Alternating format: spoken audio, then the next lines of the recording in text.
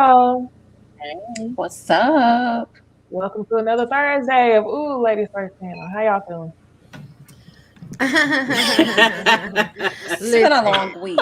Okay, It's been a very the long week. collective laugh. I feel like we was on the same vibe because I said, Ladies First Panel. Because I'm kind of like, I'm tired of y'all's asses, okay? That's the point I'm in. Not Uh-uh. y'all, but yeah. It's been a They've been busy on our week. head. You know, it's been things.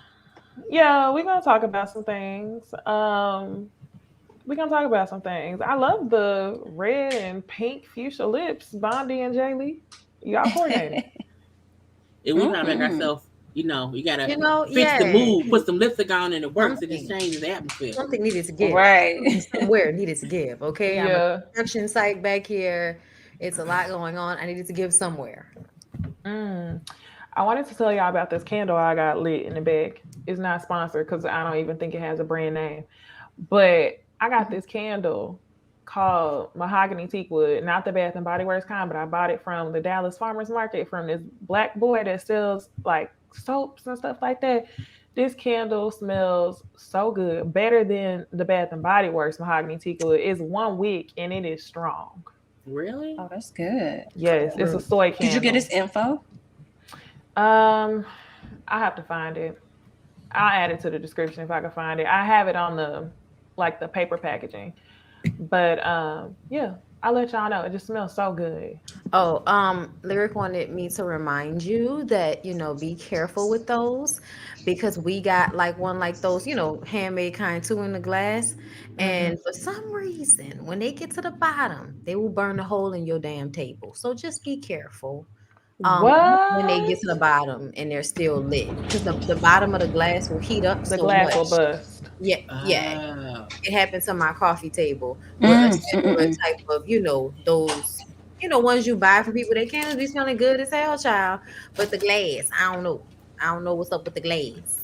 Mm. So, Well, just something I'm to, gonna look out. yeah, just I in case. had a you heard Uh-huh. about like, is let it me burn? Is let me it see how burning much I now? got left. Yeah, it's Sit at burning the now. You see, table. it's lit. Yeah, no. As long as you got wax in that thing, it's good. But you know how when they be at the very, bottom, you gotta Mm-hmm. be careful.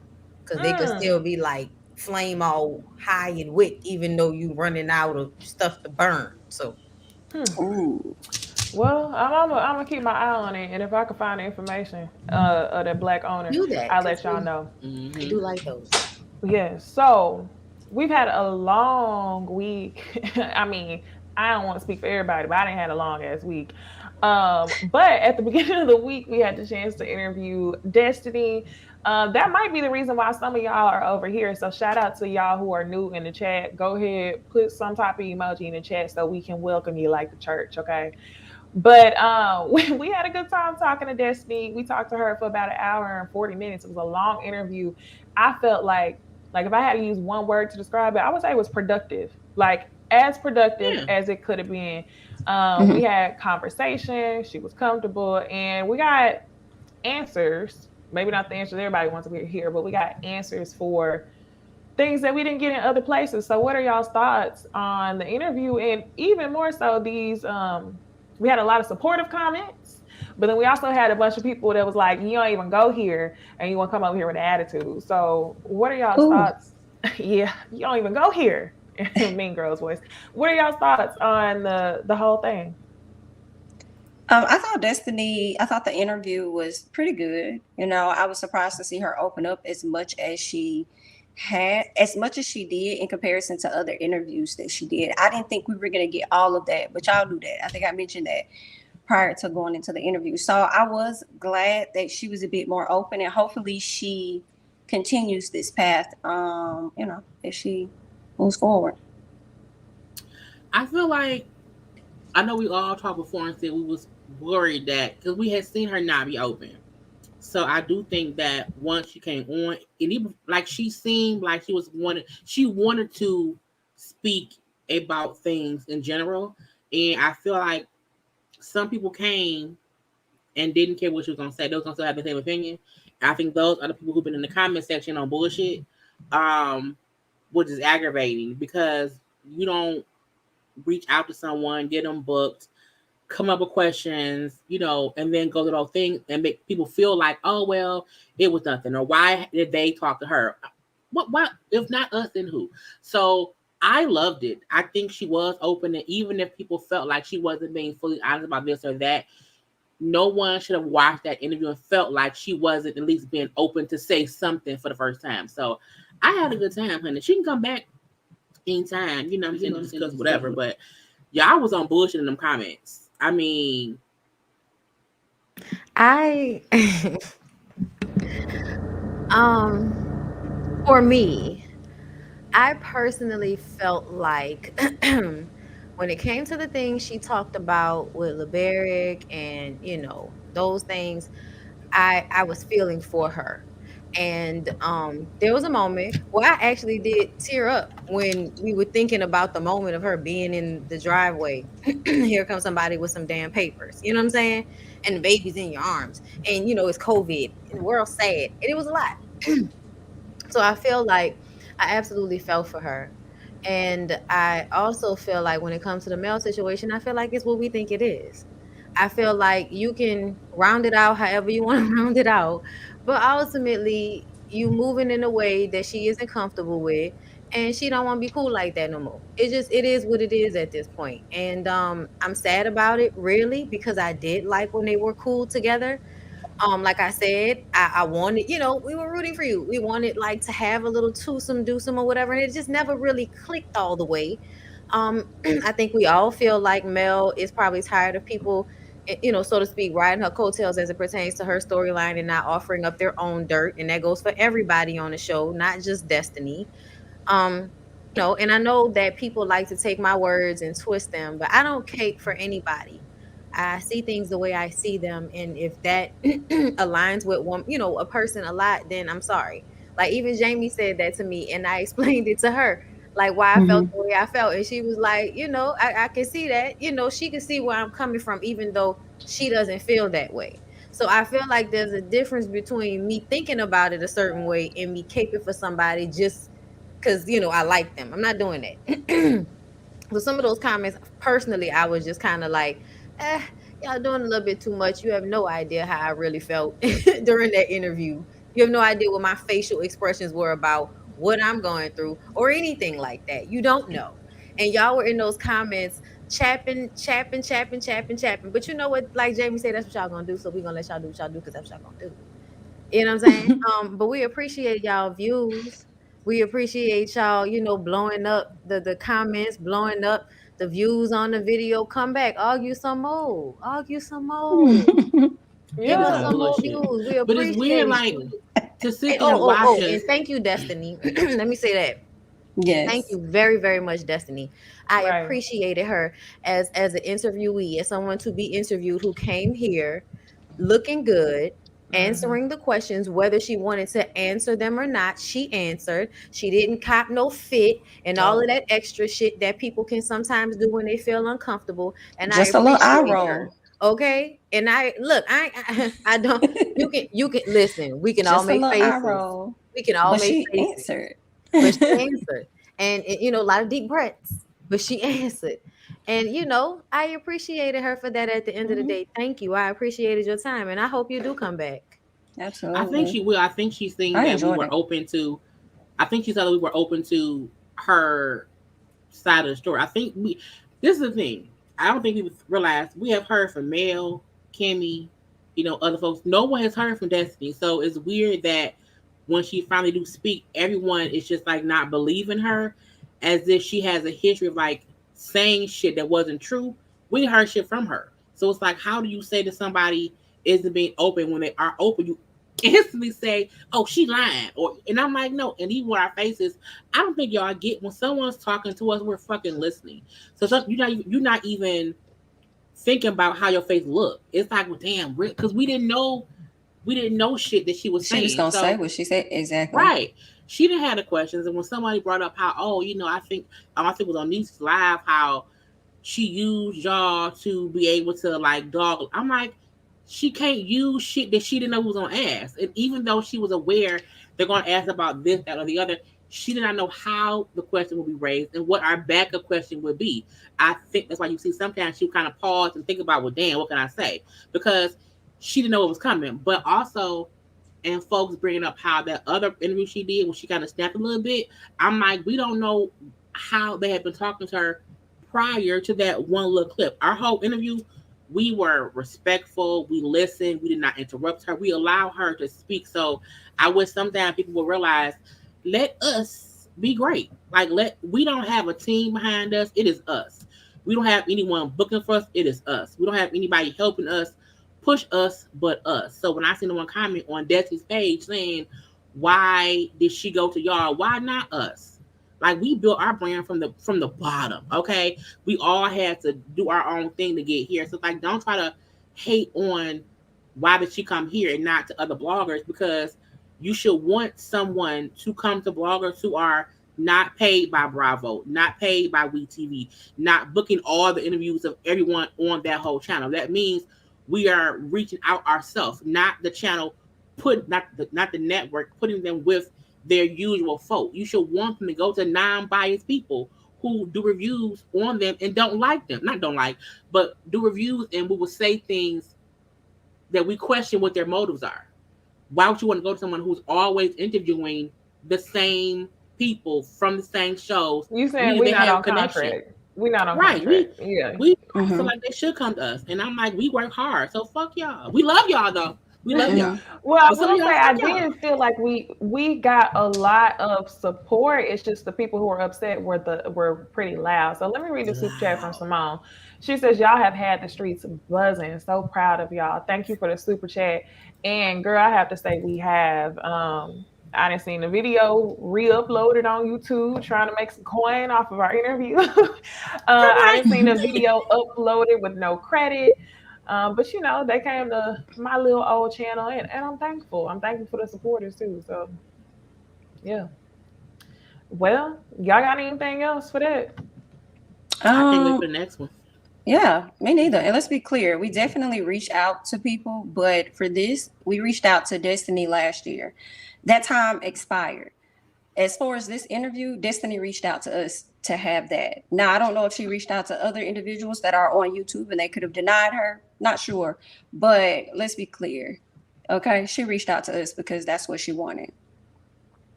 Expired. I love that. Time can expire for sure.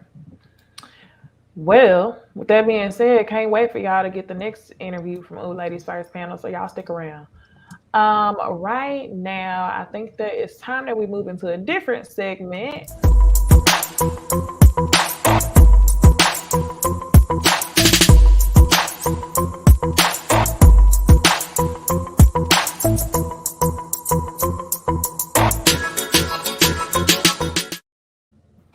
All right, y'all. So wrapping up the final week of Coachella, Fashion Bomb Daily shared some pictures of some of their favorite looks. So we have two slides, two looks on each slide. So I wanted to do a slide of performing looks. We got the City Girls. I love it. Okay. They got the City Girls. And then we got Lizzo. And to be quite honest, I love, love, love both of the looks. Like JT in Young Miami, or Carisha, like y'all like to call her. Um, they look so cute as a collective, and they always compliment each other. It was only one time that I remember them on the red carpet, and they looked like they were going two different places. But since then, like rarely have I ever seen them not compliment each other.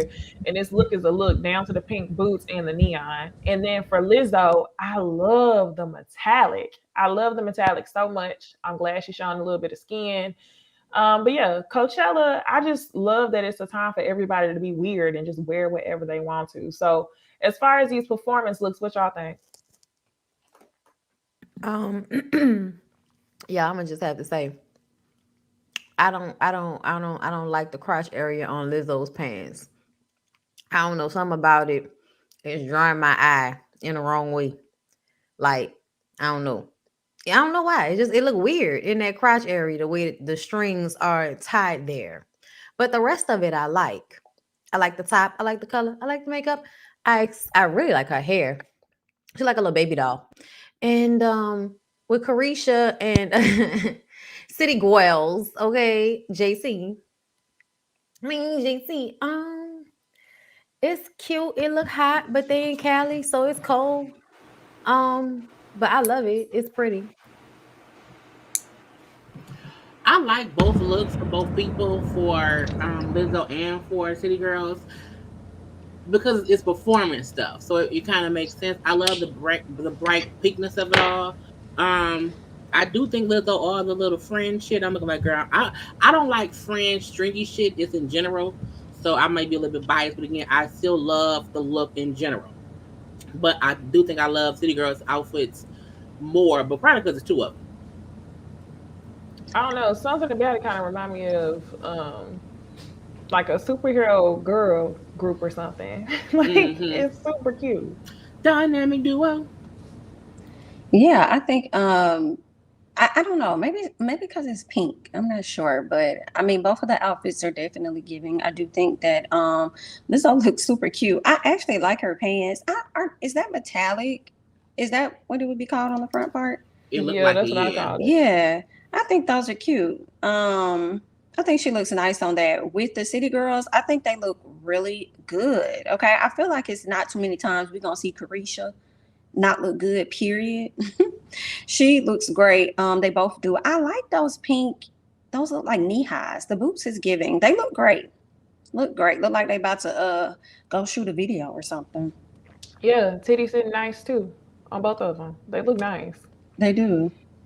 All right, so let's move into the next look. The next two looks, I wanted to show just two people going to Coachella as visitors, participants, not performers. So we got Normani. It looks like she's wearing camo, a pink pointed toe heel, a graphic tee. I have to say this. I like that all the black girls are taking over like the hair claw trend from the 2000s. Everybody trying to do. I've even seen the natural hair girls do they take on it with the curls, so I like that hairstyle a lot. She is bald AF to wear them pointed toe heels to Coachella. I know she had to bring a change of shoes because I've seen people wear the heels, but you see how Paris Hilton did it with the platform. She looks a mess for one, but I'm just talking about the comfortability of the fit. So I guess Normani was gonna do what she had to do to serve a look, and that's the whole purpose. I mean, she looked good. Now Paris Hilton, I don't like Paris Hilton's look at all. Like at all. I don't know. It's not giving Coachella to me. It's giving Malibu Barbie. Maybe that's what she was going for. I don't like the butterfly necklace. I think it's way too big in the middle, and the sunny's just it's just a bunch of things that don't go together in my opinion. So I'm not really here for Paris's look. I don't mind Paris's look only because I feel like she's always been extra, and so it looked like some bullshit Paris would wear. I love her boots, but I also don't like Normani's shoes. I feel like her shoes don't fit like the look. The shoes, like I think her shoes will go better with Paris' outfit, and Paris' boots will go better with hers. That just is weird. But Paris always look weirdly extra for no reason because she's a rich white woman. And then Normani, I'm like, was you gonna wear a different outfit for them shoes? Because I feel like pointy toe heels and Coachella don't go. But I like her the skirt and the top though, and her hair. I'm gonna have to agree with you guys on Normani's look. I think she looks amazing. I love the under boob. I love the camo skirt. I think that's what that is. I don't know, like, is it something falling off the side? I don't know. But either way, yeah, I feel like this should have been a like a combat boot situation, like especially for where you're going, and that would have set that look off better to me than this heel that just feels like, girl, it's mud, but it's mud, you know. And Paris is giving, oh my god, like, Playboy bunny. Like it's giving Barbie. It's giving like rich white girl. Like, it's basic. It's basic rich girl shit.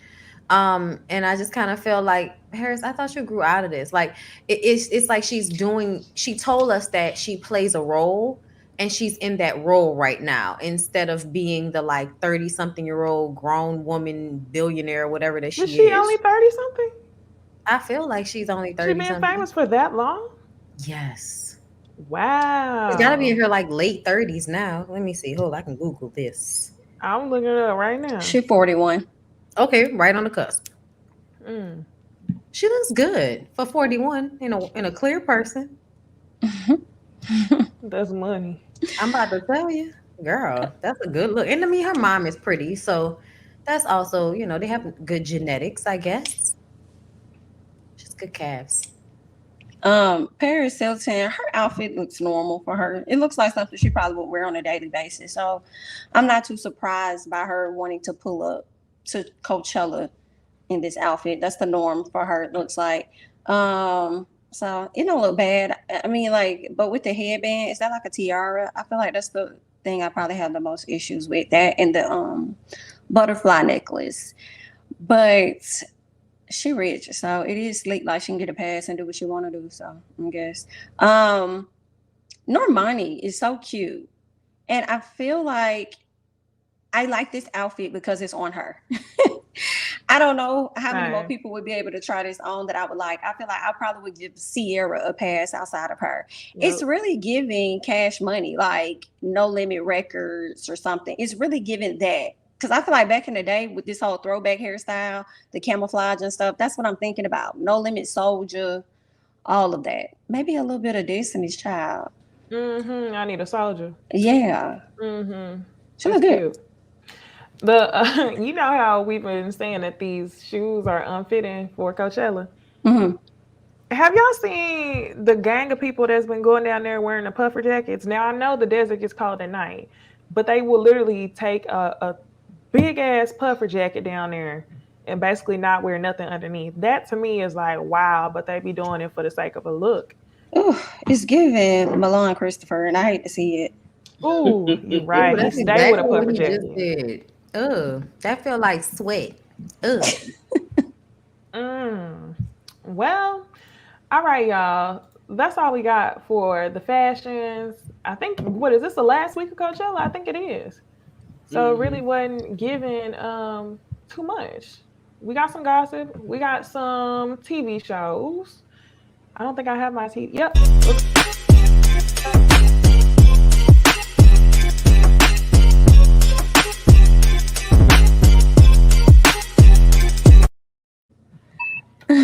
All right. I was waiting for Bondi. I was wondering what that look was for. It was like a I was up like, and what a happened? down. I didn't want to cut her off because I feel like I be doing it. Candy in the gang. I I'm just catch eating some Oh, myself. biscuits. Yeah, come on. I can. I think she Oh, eating. yeah. I catch myself singing it all around the house. Fried I, chicken, I, mac I'm, and I'm, cheese. It's a listen. catchy song. All right, It's ready? so Don't you wanna go to the place to be where strangers become family over fried chicken and mac and cheese from three old ladies' recipes? Well, don't you when your family come and hang with candy, candy, Ooh, candy not and the the remix. gang. Yeah, she yeah. was gonna start turning into Okay. bells. Listen, I have to give y'all. Candy, candy, good. That's what I be hearing in my head when I hear it. You know what I'm saying? I think there's a bounce version where she might actually do that, like the full song. hmm Oh, I hope In so. video, and I feel like it might have that little part in it. That's Mm. why it's stuck in my head. Got you. You know, I really do love this show. I do. I feel like it's too slow for me to review it every single week, but I do look forward to watching it every week. It's just something that's pleasant, and I'm never leaving like, they didn't give hmm enough. You know, maybe at first because I didn't know what to expect, but now since I know it's a show about family and friends, I'm like, okay, this is interesting. This is entertaining. So this week, a couple things happened. June and Chandrika, they was calling her Drika this episode a lot instead of Chandrilla. So I was like, who is Drika? In all my notes, I wrote down Drika. But June and Chandrilla went and met up with Dom to talk about the party. June expressed his frustrations in Dom really not leaving the party with them. And we kind of talked about this a little bit last week, but we just didn't really get to see them confront Dom on it. June also spent some time talking to some of the guys like Torian, And, I don't think he's wrong for feeling that way, but I don't think that that's his battle to have with her friends. I think that that's her responsibility to talk to her friends. So, what would y'all do in that situation? You said, what would we do? Yeah, what would you do in that situation? I would do what Sean did and sit there and let June speak for me. That's yeah, because we don't really see that a whole lot Low of key. often. So I mean, at first I had an issue with it, but when I saw that he wasn't being one sided with Dom, he was going around talking to everybody. I was like, oh, I Yeah. appreciate that. Have your girl back. If ain't nobody else gonna have it, you have it. He wanted to be clear, if y'all gonna be around her, like be for her, because I feel like he wanted to set the understanding that I ain't for the TV shit that y'all on. Meaning Mm, don't be fake friends with her going out and all of that, and something happened and y'all don't, y'all ain't really down for the girl, mm, you know. So that's what I felt like it was coming from. And I also felt like he didn't go in anybody's sideways. I feel like he just said how he felt about it. But he didn't, like, when he walked up to Torin and Brian and them, he didn't go at them sideways. He just kept it a buck and said it just kind of felt like y'all ditched they ditched them when y'all the ones that was trying to get her to come in the first place. And it did kind of seem that way. We know it's all for the show, but yeah, that's the way it looked from the outside looking in when they stood outside for 30 minutes and all of that. I didn't have an issue with him checking anybody. I do wish she would have talked to Dom herself because Dom was the only female. So I wish she would have had that same energy with Dom that June had with Dom. I didn't have an issue with him going to the guys though. hmm. Took them all day. But I do wish she would have spoken up for herself when speaking with Dom Unique because that's your homegirl. And I think Right. at the end of the day, I'm not gonna let my dude check my friend. Not my female friend. You can check my male friend's fine. But I'm like, let me handle her because it can be more of a one-on-one thing versus I think Dom was get your man. And I think because it's like that's your dude. Like you can check me, but I don't think he should check me. So but I still just said issue with what he did though. I feel like that messes up the dynamic. Like, yeah, I appreciate him taking charge and trying to be a protector, but I feel like that's gonna mess up your dynamic with your friendships because as a friend, I would be thinking like, okay, June got to be a late. June might be feeling a way about something we went through. Like it would have been fine if she addressed them first, and then June just co-signed it, or June would have brought it up. But it's like you just letting him be your mouthpiece. So I don't know. I feel like it would break a level of some sort of trust or transparency in my I friendships. I feel think like Torrin should have seen that when they were in that scene, Torrin should have seen that Chandrika was like, okay, meaning she felt some kind of way. So I do think he could have said, friend, you okay? Because how she walked away and how she said, okay, to me meant this is some bullshit. So I do think maybe her and Torrin could talk in that moment. But if y'all all friends and he's cool with them, he didn't do it in a mean way that could cause issue. His thing was this is how my girl feels. And because she may not be saying it, let me speak up for her. But I'm happy he didn't go like, times 10. Like he could have been like on some bullshit with it. I'm happy he didn't do that. But I also feel like if no one else seen how she felt, Torn should have because he was right there in that moment. But Dom fucked up because she didn't go downstairs. and she don't seem apologetic about it either. And I think that's the part that's really annoying to me is that she don't even see it a little bit. But I know they said that they were texting throughout the whole situation. So that's one of the reasons why Dom didn't feel like she had to go downstairs because they were texting. I also feel like that's why we didn't see Chandrika really have issue with Dom as much as she had issue with Torin. I think it was because, she felt like Torin was the one that actually was like trying to get her to go. And Exactly. he probably low key knew that Pat didn't want her to be there and still Mhm. pushing to invite her so he could be messy. And then he came downstairs on some messy shit. And I think June felt the way about all of that shit and just kind of wanted to clear it up with everybody. And I think if he were not there as well, it may not have went down like that because he was there too. I think he was mad on his own behalf, like, damn, we went somewhere together and y'all just went up there and never came back downstairs kind of shit is that. But I agree with you, Necey, about how it sets a precedent that from now on, if we have conflict, I'm gonna have to hear from your nigga about it, and don't nobody want to deal with that. But I feel like because this was more of a group situation, Yeah. that it may not be something every time. It may, because he was a part of it as well. There were other people involved versus if the homegirls haven't get involved. You know what I mean? But the I girl felt is like Patrick. with Oh, go ahead, Jamie. June, I was kind of like, number one, how you gonna be fully upset with her when, yeah, I mean, you act like y'all really went somewhere, baby. Y'all was across the street at y'all job. Like y'all first started out at OLG, then y'all went across the street. So I didn't fully understand the upsetness about her not coming downstairs. I think it was just primarily their embarrassment or whatever. But if she's with her guy and her guy may want to be the one to stay up there, why should she leave because you're downstairs? You see what I'm saying? So for me, I'm probably like, I mean, if I'm already texting you and seeing what's going on, I wasn't even thinking about him. I'll That's a probably good just point. stay up there with him, and I mean, you know what I'm saying? I'm gonna catch you on the flip. Like I mean, I'm not the one that said that you couldn't come. You know what I'm saying? She already gave them the heads up, like it may be a little bit of issue. I'm gonna go ahead and go in and test the waters.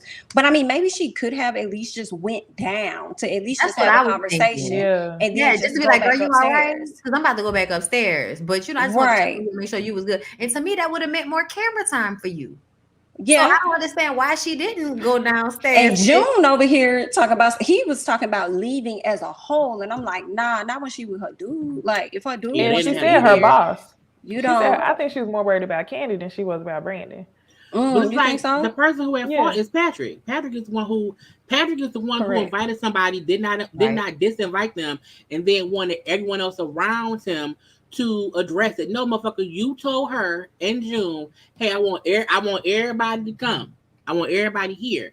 And then to say that, oh, the guest list changed because of Safari, but then to tell Ty, I didn't expect that many people. Who was on the guest list? If you didn't know who was coming, what was the guest list? So I feel like Patrick is getting let off the hook because it was actually your Yeah, don't nobody want to mistake. hold him. Yeah, that's what fucked up. I Yeah. mean, it I seemed like it mean, was more entertaining outside the party than did from the clips I'm still inside. mad he ain't had no furniture. I'm still mad he ain't had no chairs for them old ladies. Like you took the toilet paper out the bathroom. When I tell you, should nobody ever go nowhere over there ever again? I won't see nobody go back over there ever again. Do you hear me? Because the boy took the toilet paper out the bathroom, and y'all get him Gutter. away from me because he's acting stupid. And that's starting to work. Like even talking slow and shit in the Yes. confessionals. I'm like, why Yes. you putting that type of shit on? You know what I'm saying? Why you gotta be that? He got that shit from Miriam.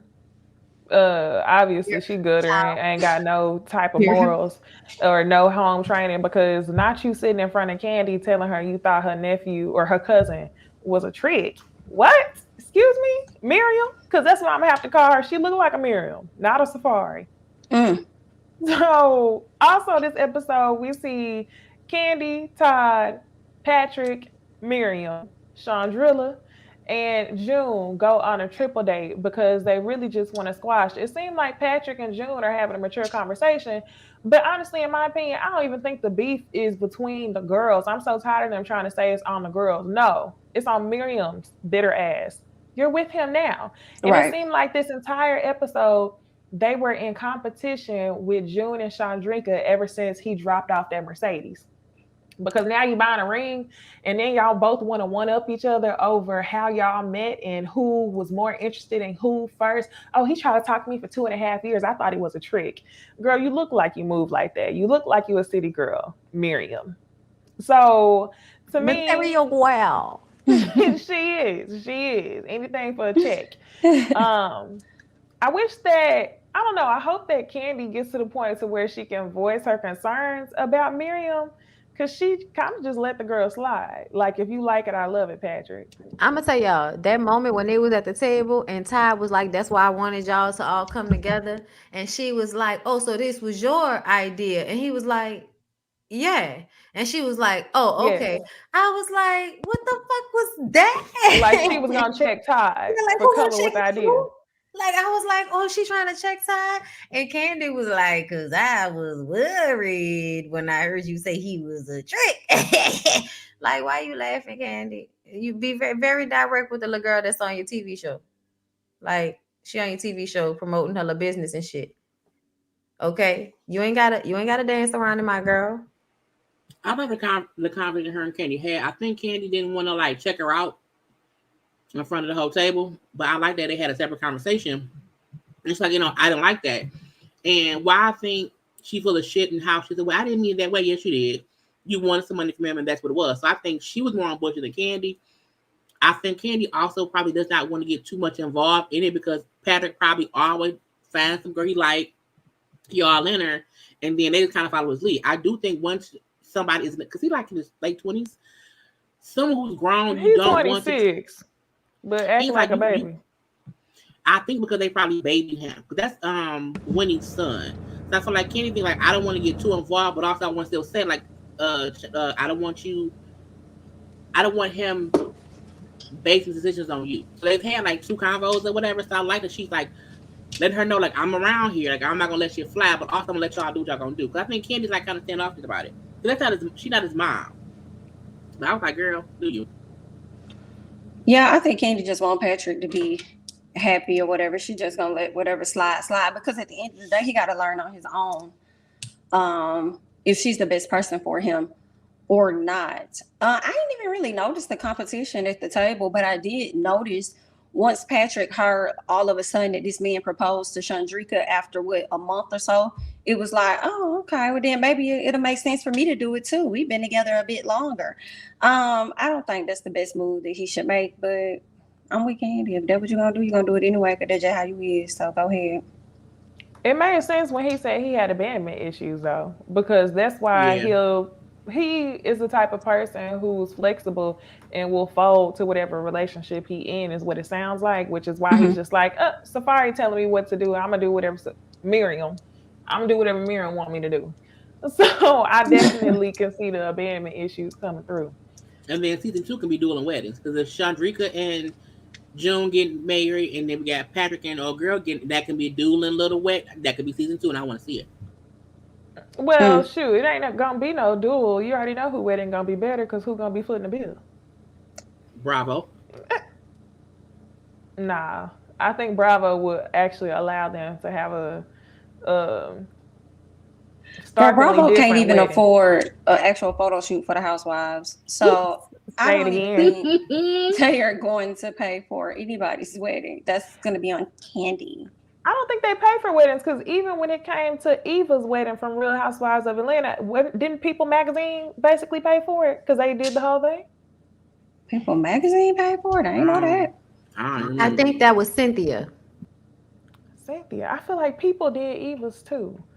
Ain't no telling. Ain't no telling. But they did say they didn't pay for Cynthia's wedding. They didn't even show up because of the pandemic. Oh, because of Cynthia's. Yeah. Right, no telling. But outside of that, we saw Dom and Rishardo, as he liked these nicknames. We saw them arguing at Brian's place because Rashard was basically saying what she was doing was fake. And she was like, you don't even know me. I don't even know you. Then why are you speaking on me? Type of thing. She goes all the way off. It was just giving a lot of extraness. It was giving temper tantrum because you didn't want nobody to harp on you being wrong.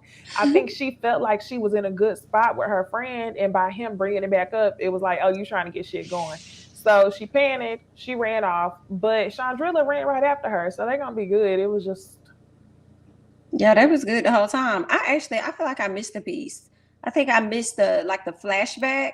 Did he say he told her that she was wrong in that flash? Yeah, I missed that. I missed that and flashback. he did tell her that. Mm-hmm.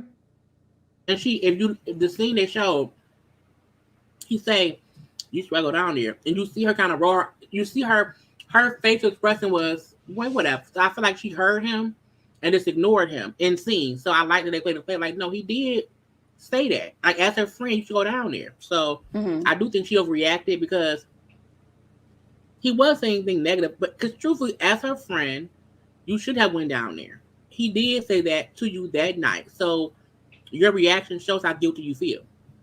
Yes. I think her reaction was also June already just came at her. And it's like, I don't even talk to you like that. You ain't even on the show like that for real, for real. You trying to come at me about something. I think that's probably where she was coming from. Like, let's not make this a thing. When I was standing up here texting this girl the whole time, y'all trying to create a beef between us when it really ain't no beef like that. Like, calm down. Yeah. And then we already kind of talked about Patrick buying the ring, which I thought was not the right move. And ain't nobody gonna tell him about himself. No, Not they a gonna one. let him make the mistake because 4 out of 4 said he was a hoe. So if that's what he wanna do, that's what they gonna let him do. Just as long as he ain't giving the girl the same ring he gave the one before.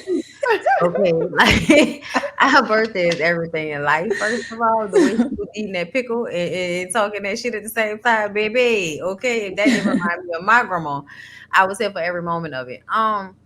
Yeah, Patrick, you're rushing into it. You're rushing into it. I feel like he put that girl on a pedestal, and whenever she is no longer on that pedestal, I am worried about what's gonna happen in that relationship. But somebody sent me a TikTok or Instagram of them showing us their, freakware. So I Freakware, guess what you mean? Where? he had on like I guess nipple clamps and the leather pants and some type of like chain or leather That was vest. on TikTok? I think so. Somebody sent it to me. Y'all know people sending me shit all day, every day from different places. I can't even remember. It It was, sounds like Hollywood. and that's exactly what it felt like. And then it's Instagram. It was Instagram. And then he was like, "You think me or Safari picked out these outfits?" And then when he said Safari's name, she spins with a black cape, and then she also has like the nipple covers on and some type of like leather netting bodysuit with cutouts and shit. So you don't know what you're really looking at, but you're looking at a lot of body. So it was just like, okay, so where's the OnlyFans link? What was it? Was it like this? Mm. Rand? That's like for why? I don't City know. I'm about Girls to look. up I'm about to one. look on my Instagram and see if I can find it and Not send it. City I just Girls up sometimes one. That's what she I be gonna use. She wondering gonna take him like, for everything he got, everything Candy got. what's the point of? I don't get it. The point of what? Girl, of them even doing like, I would feel like, why do folks out the blue show intimate shit for no reason? Like, was it a promotional thing, or you really think we want to know like which one of y'all said put on some freaky shit? We don't even care that much. She did. She did. Cause Mm. she gotta find a way to make a coin. She gotta capitalize off of this for if they ever break up. She know Miriam. If you ever rebrand yourself to Safari, you already know that you stepping into your whole season. How you gonna go from Miriam to Safari? Honey, the same like that's Malaysia, her fake ass name. Her Oh, real help name is me. something else. Well, she had a LaQuisha. okay. Yeah, LaQuisha to Malaysia. Yeah, yeah, I guess.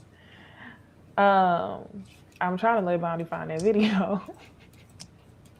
Okay, so y'all, let's I put it move in a on. DM. Oh, she just said that girl. If this is foolery from the top, Hold on, cause I gotta foolery from see. the top. Why? Here, let me try to pull it up. Lord Jesus. We do not need to Is it know. is it Whatever gonna tell Right. you. flag? Is it bad enough to where they gonna flag? I don't think so. It's Is it because Uh-uh. she's really going spinning. on? You'll probably be fine. And she ain't really showing nothing. Okay, hold on, I'm gonna pull it up.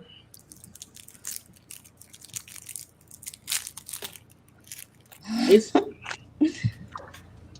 Yeah, it's go to his giving page. it's giving it's a waste of time. It's like why they waste their time, got dressed. Girl, All Well, right, I'm about some to people are in a do. kink. You Yeah, said they trying what? to Some people see. are what? Some people are into kink. Oh, into kink. Oh, okay. Let me see that one more time. you gotta take the thing off. The thumbnail on. Oh, thanks, y'all.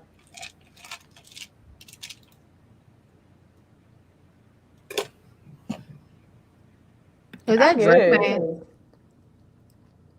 This dress I You pants. Nigga said got what? on dress pants and a belt, some loafers. What hate y'all it. I about hate to how get into? tight they are. It's like his cheeks need to breathe just a little bit. But I guess. I didn't realize. Am I tripping or is her body giving manufactured? Absolutely. You I ain't don't know see what it about to give last me. week when they It was look. skipping down the street towards the restaurant to go meet Uh-huh. with Candy and Sean and all of them. You could see the hip. Remember, I told y'all about that perfect rounded hip shit. She got that, and that's when I was like, "Oh yeah." Plus, her nose looked fake Oh too. So wow. You think her her nose fake too? look at her nostrils. I mean, You I could be know, tripping, but I watched her in HD this week, and I was just noticing things. I Not do. I HD. feel like her nose is real. The only reason why, I because I have looked at cannot. her before, and the only reason why I think her nose is real is because I don't see nobody going and go get their nose done like that. Okay. I just It's her very nostrils were flat. so close They to do. her. That's the only reason why I thought that. So I could be wrong, but the hip thing, nah. She and then considering they said she tried to get on a dating show to date Patrick. What? So I oh yeah, they said that Candy said that on the speaker on Speak the on TV it. with Patrick. She was trying to get them to film a dating show for him, and she had auditioned for it, but she didn't get on. Mm. Mm. Either way, she was in them DMs, he was in them DMs for years. You heard it was a flip flop between whether he was in her DMs or she was in his. But either way, you know, I thought it was a trick. I thought he could give me a massage. long Where game. the fuck you from? Long game. I feel like it was a long game. It's giving pretty woman walking down the street. Mm-mm. All right, yo. Let's talk about put a ring on it. So with Fonzo and Shay, y'all, the ghetto. I'm sorry. Why does she always want to fight every single time she see him with one of these girls? I mean, I guess we finally got conversations about it. Um, she tells Dr. Nicole that she actually left the relationship before, and now she knows that this is her last time. And you know what, low key, I feel like the reason why she keeps trying to fight is because she mad at herself, because she embarrassed. But it's also, let's not act like she also does not want the affection of Fonzo choosing her over the other women, and that's her way of forcing him to choose her over whatever woman is on the date. So let me ask y'all this: do y'all really believe her whenever she says that she knows that this is the last time? I No. don't believe her No. at all. 500, Alex. No. Not at all. They had a whole engagement party and everything, and she still returned. I feel like some part of me thinks, are you fighting so much for this so that you don't prove other folks wrong that I already told you it wasn't going to work out? Or is it that you want to win the competition of he chose me and not y'all? Ha ha. Like, I don't understand Shay. I really want her to be able to choose herself and just move on and move forward, because I just don't see him giving her what she wants, because they've operated in a certain manner for a long time. And even in this process, it don't seem like he's open or interested in really learning things that he can do to really fix the relationship. It sounds like I'm just going along to do this because I know this is something she wanted. She want to come on this show. She want to do this. Okay, she want to get a little clout, whatever. So I'm gonna do this show.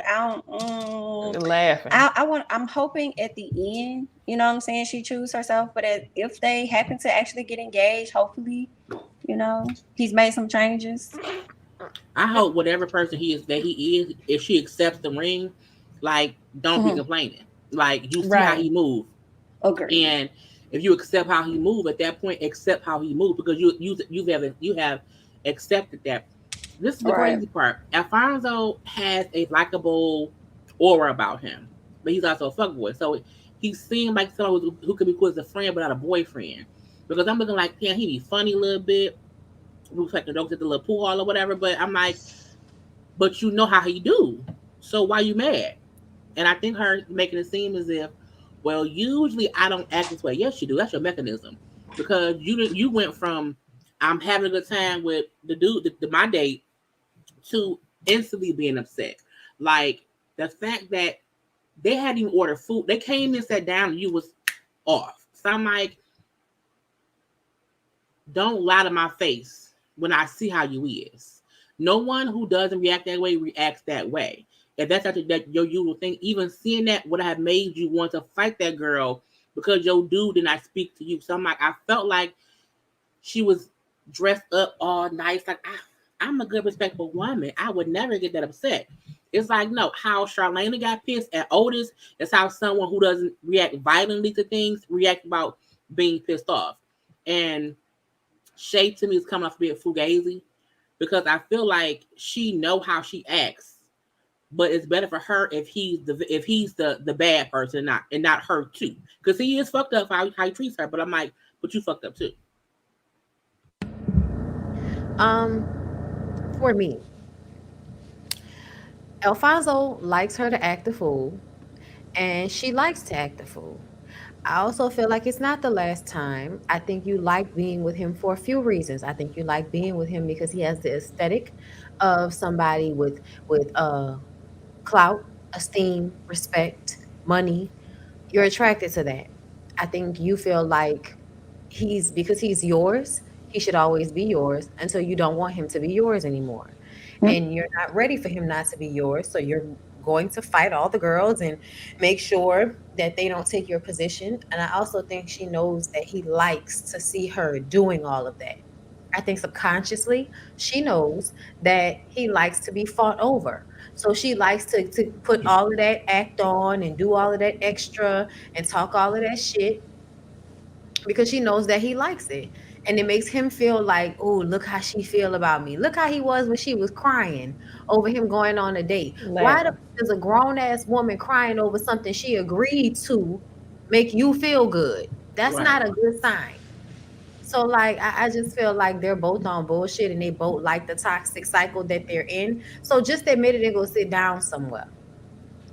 Just the fact that I feel like Shay ends up reverting to a child every time it's something that she don't like, and it's kind of making me feel like it might be some daddy issues because she's constantly seeking to know that she is chosen by him, and it's just like it don't have to be just him. Move around to find somebody who will actually choose you every single time. Mm-hmm. And like I think it was you who said, Jamie, she wants to prove everybody wrong. It's the embarrassment. So she's Mm-hmm. fighting on 200% to try to make up for his bullshit so that way he can match her energy. It's embarrassing. It really Mm-hmm. is. Embarrassing, nothing going on. Sorry. Speaking of, no, speaking about dangerous, let's talk about Kenneth and Shorty. So, Kenneth and Shorty, they both act like they got a little bit more sense this week. They both go on step. Run. I know that's a surprise. They both go on dates at the same place with different people. Kenneth's date, I really didn't care for. It was something about her that was just giving way too excited to me. A thought. Um, yeah, kind of real pick me, and I didn't really care. And then Shorty's date, he seemed like a nice man. But I know it's probably something wrong with him. But he seems like he won't rob her for all her money if she piss him off. So I think she might need to go that direction. So it's not until Kenneth sees Shorty on a date and he sees that she's enjoying herself that suddenly he's like, maybe we're not meant to be. But beyond that date, let's talk about how Shorty waited until she got in front of Dr. Nicole and the other people to light this man to flames. It was Mm-mm. embarrassing. Like, this was the only time that I caught myself feeling just a tad bit bad for him because I was just like, my goodness, she took your pride, stomped on it, switched her feet on the ground, and just. But my thing is like, if you have all that energy, Shorty, to identify that this man is not in your league, why don't you just leave? She tried. She tried to And he go, found her. remember? But he hung out at the job all day and outside the house. It's not easy to let him go. His date really bothered me because I'm like, why is you eavesdropping like so hard? Like, you're supposed to make this date about you and him, but you all the way Right. back there. It was definitely given, like, I'll be okay being your side chick. You know what I'm saying? Even though you about ain't got nothing to offer me, It it just was. made me feel good that this woman got it going on. And this dude really should focus on his lady, but I'm over here on the side and I enjoy it. Boom, I got your boyfriend type energy. Like, it was just terrible. The dude that she was on a date with, I ain't mind him. I feel like I ain't mind him too much because he actually had jobs opening Right. up these different gyms, these different Mhm. franchises that he had. I was like, oh, he on a completely different spectrum. Then Kenneth, as far as her lighting him up, I really didn't feel bad. I was like, light him up, girl. Light him up. Because I'm still stuck on the crawfish date when he sat up there doing all that talking about the different jobs that he got. And I'm like, for me, it just confirmed what I already thought. You know, it did kind of make her look slightly foolish that you Mm. would continue to move forward and engage in this relationship with this man. And even after you find out he didn't have all of those things, now you still wanted to be in a relationship with him. Now you want to come in here and drag him. It did kind of look a little bad, but at the same time, He was watching Kenneth embarrassed. disposition, and he had to take his arm from around her and lean forward. He didn't know what to do. Because He I shrunk. also appreciated Fonzo Five checking him heartbeats. at the pool table when he was like, let me give you some advice. You need to get your SHI together. Everybody saw it. Everybody saw it. They just probably thought she wasn't going to say anything. So I'm glad that she did, so that if that is an issue, they could get to the root of whatever the issue is for each other. But also, I just feel like she wanted to air that man out, like, and also Yeah, set because him up to go and be with somebody else. I feel like what she said wasn't a lie. I think people's issue could have been how she did it, but I was like, It it was wasn't how like she she was did it. lying. It was the fact that she was saying what he lied about what he had going on to be with her, and so she was airing out what he has not changed yet. And I feel like because he was on live and she was too on all kind of stuff, but I Not didn't think she safely. was wrong. I read this too. So thank you for the super chat, Simone. She said Shorty was on Instagram saying that she did that because they never had an in-home session with Dr. Nicole the whole season. Basically, this was her way to get out safely. I did see something about that online where she had the reason why she hadn't left was because she didn't feel safe, and that's what some of us speculated early on. Like it felt like she came on the show to leave him. Yeah, But so I what you think gonna do people when they stop filming? to the PPO. But I think I people being mean, upset at how she got him on the said stuff, show. it wasn't she didn't say anything wrong. So I didn't feel bad for him. I felt bad for her because she was like, I had to say something. So I think people want to like him because he seems likable in his likable Likeable. moments. But at the Mm-hmm. same time, he also has a toxic side that she has to get out if she can. And it's a show that's produced. So who knows how she felt at what point and when she had to find her own opening to say these things. But I also feel like she's been saying these things since the beginning. Mm. It was no different.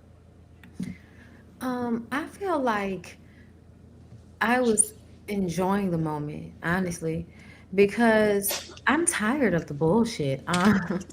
I literally had a moment like this in my own life where it's like everybody knows the truth, but we gonna sit here and act like it's not what it is, so this nigga feelings don't get hurt. Like after this nigga then basically harassed this lady, stalked her, you know what I'm saying? Like you just didn't did the most. Like you took her phone, locked it, and locked yourself in a bathroom with her phone, went through all her text messages, invaded the privacy she had even with her homegirls. Like he was reading everything that was in her phone. Then you got on her job website and talked bad about her on the Facebook page for her job. Like he's done way too much to her for me to ever feel like anything she could say to him is that harsh. Because I feel like to me, once a nigga make me feel like he gonna rob me, we don't have nothing to talk about, y'all. And the way he waited on the corner for her, like that shit crazy as fuck. That's the type of shit you gotta be careful of. And to be honest, um, say what you will, but dudes get mad in a moment and shit happen, and bitch be on fatal attraction, first 48 for my man, and all of that other shit. So she Mm-hmm. Yep. probably did it this way because get him a little fame, get him a little check, get him a way to get him a check, okay, and get him the fuck off your plate. First of all, it also have public eyes on that ass. So it's not as easy for you to fade into the background when you do something to a woman. See, when you ain't nobody and you do something to somebody, you may be able to get away with it. But when you on television and people know who you are, it makes it a little bit harder, I think, to get away with things like that. Because if something happens to her, you think they're not gonna bring up the show where she had an abusive relationship with a dude? Right. You know what I'm saying? Right. Like they gonna come knocking on your door first if anything happened to that girl because of the way this show has showcased y'all's relationship and the things you'll do when you get upset. So, it is what it is. That's how it look. Lastly, let's talk about Otis and Charlie. He's a monster. Otis and Charlie, they go on their separate dates. They get in front of Dr. Nicole, start acting a fool, right? Um, Otis comes there, whole new tune, says he feels like he could trust Charlie. The other thing he does, we had a discussion about this, wondering if he tried to bait her by talking about him having DM the girl Milan on Instagram. He waited until they got in front of the group to say, I've been talking to Milan, my date, through DM. Apparently that's one of the rules that they agreed not to do. So she flips her shit. And it seems like not only she's mad about him conversing with her, but she's mad because it's like, you try to play me, you embarrass me because you waiting to discuss this in front of the group. But as time goes on, even if he did try to bait her, I feel like Charlie and Otis are one and the same. Which is why his issue with her is submission, because he's dating the female version of himself. It's gonna be a um always conflict of power the entire time in their relationship. And just the way that she handled him whenever she got mad about that, I could see why he told her, you need to go take a shower. You remember whenever we was like, oh yeah, that's crazy, he told her to take a shower just because she went on a date. But the way she was talking to him and pointing in his face off of a DM when y'all are on a show to date other people, she was acting like he said he had sex with the girl. So Otis and Charlie. I think her issue was that she lied. If their agreement was, sorry, I'm eating. If their agreement was, we'll discuss our dates, and I'm discussing my dates, and you getting mad at me for my shit, but you had a whole date with someone that you was not detailed about. You're then having DM conversations with her that you have not told me about. I'm pissed because you're lying to me. You're omitting information behind my back, and then telling me in front of people to get a reaction out of me. So I feel like her response was, "You did this shit on purpose. You didn't tell me on purpose. You were purposely hiding information to wait for the right time to drop it on me." Because I do think Charlene has a temper or whatever. Like I do think she has that in her, which is why he made sure to do that in front of everybody else. Because let's show how she reacts and let's discuss that, and not the fact that I have been lying to her. So I felt like she was justified in being pissed off because I told you about my day, you threw away my flowers, but you have the whole DM conversation with this girl who you acting like you don't like what y'all talking. So I'm like, do you? Fuck him. What if he said I'm leaving, and if you embarrass me, I'm going to embarrass you too. Like I would have that exact same energy. I would want to DM the girl, but I would be pissed because you're lying to my face and trying to make me look like I'm the villain. Mm.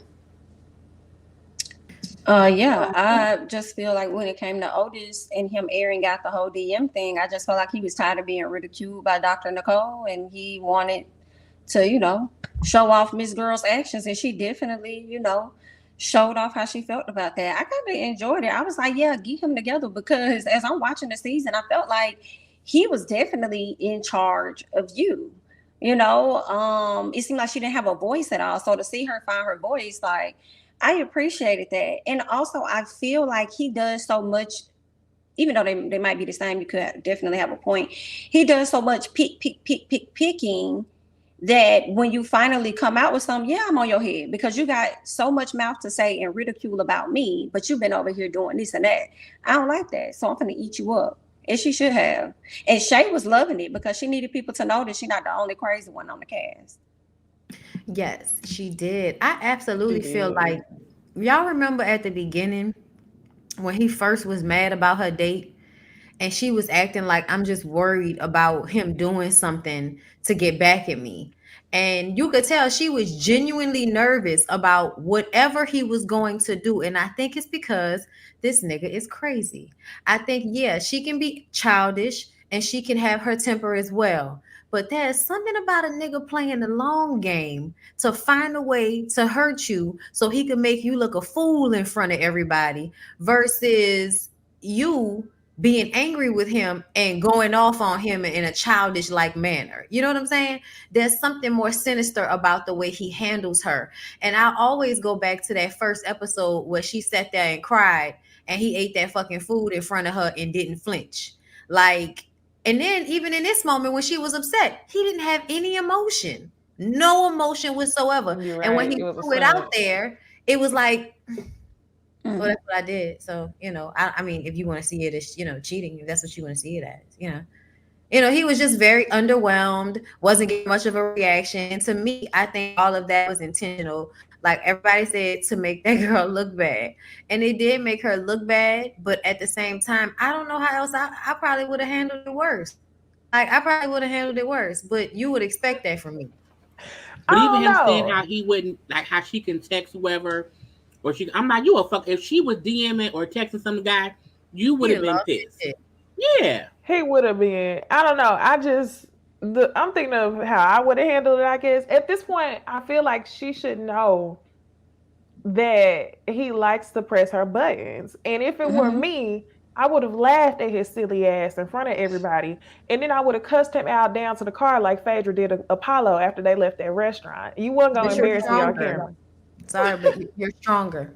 I'm sorry. I Yeah. got to put it out there. Like that's what it Yeah. really is. She's still being manipulated. So you ain't never lied. Unfortunate.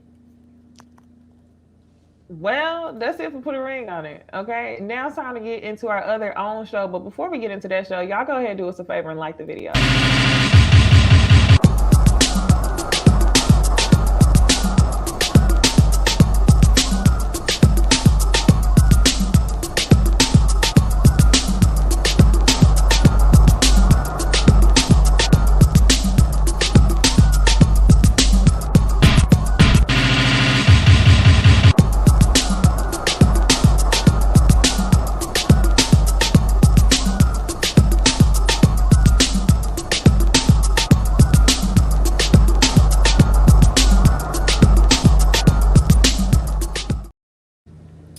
All right, y'all. Time to talk about Ready to Love, the final episode, Decision Day. Thank God. My goodness.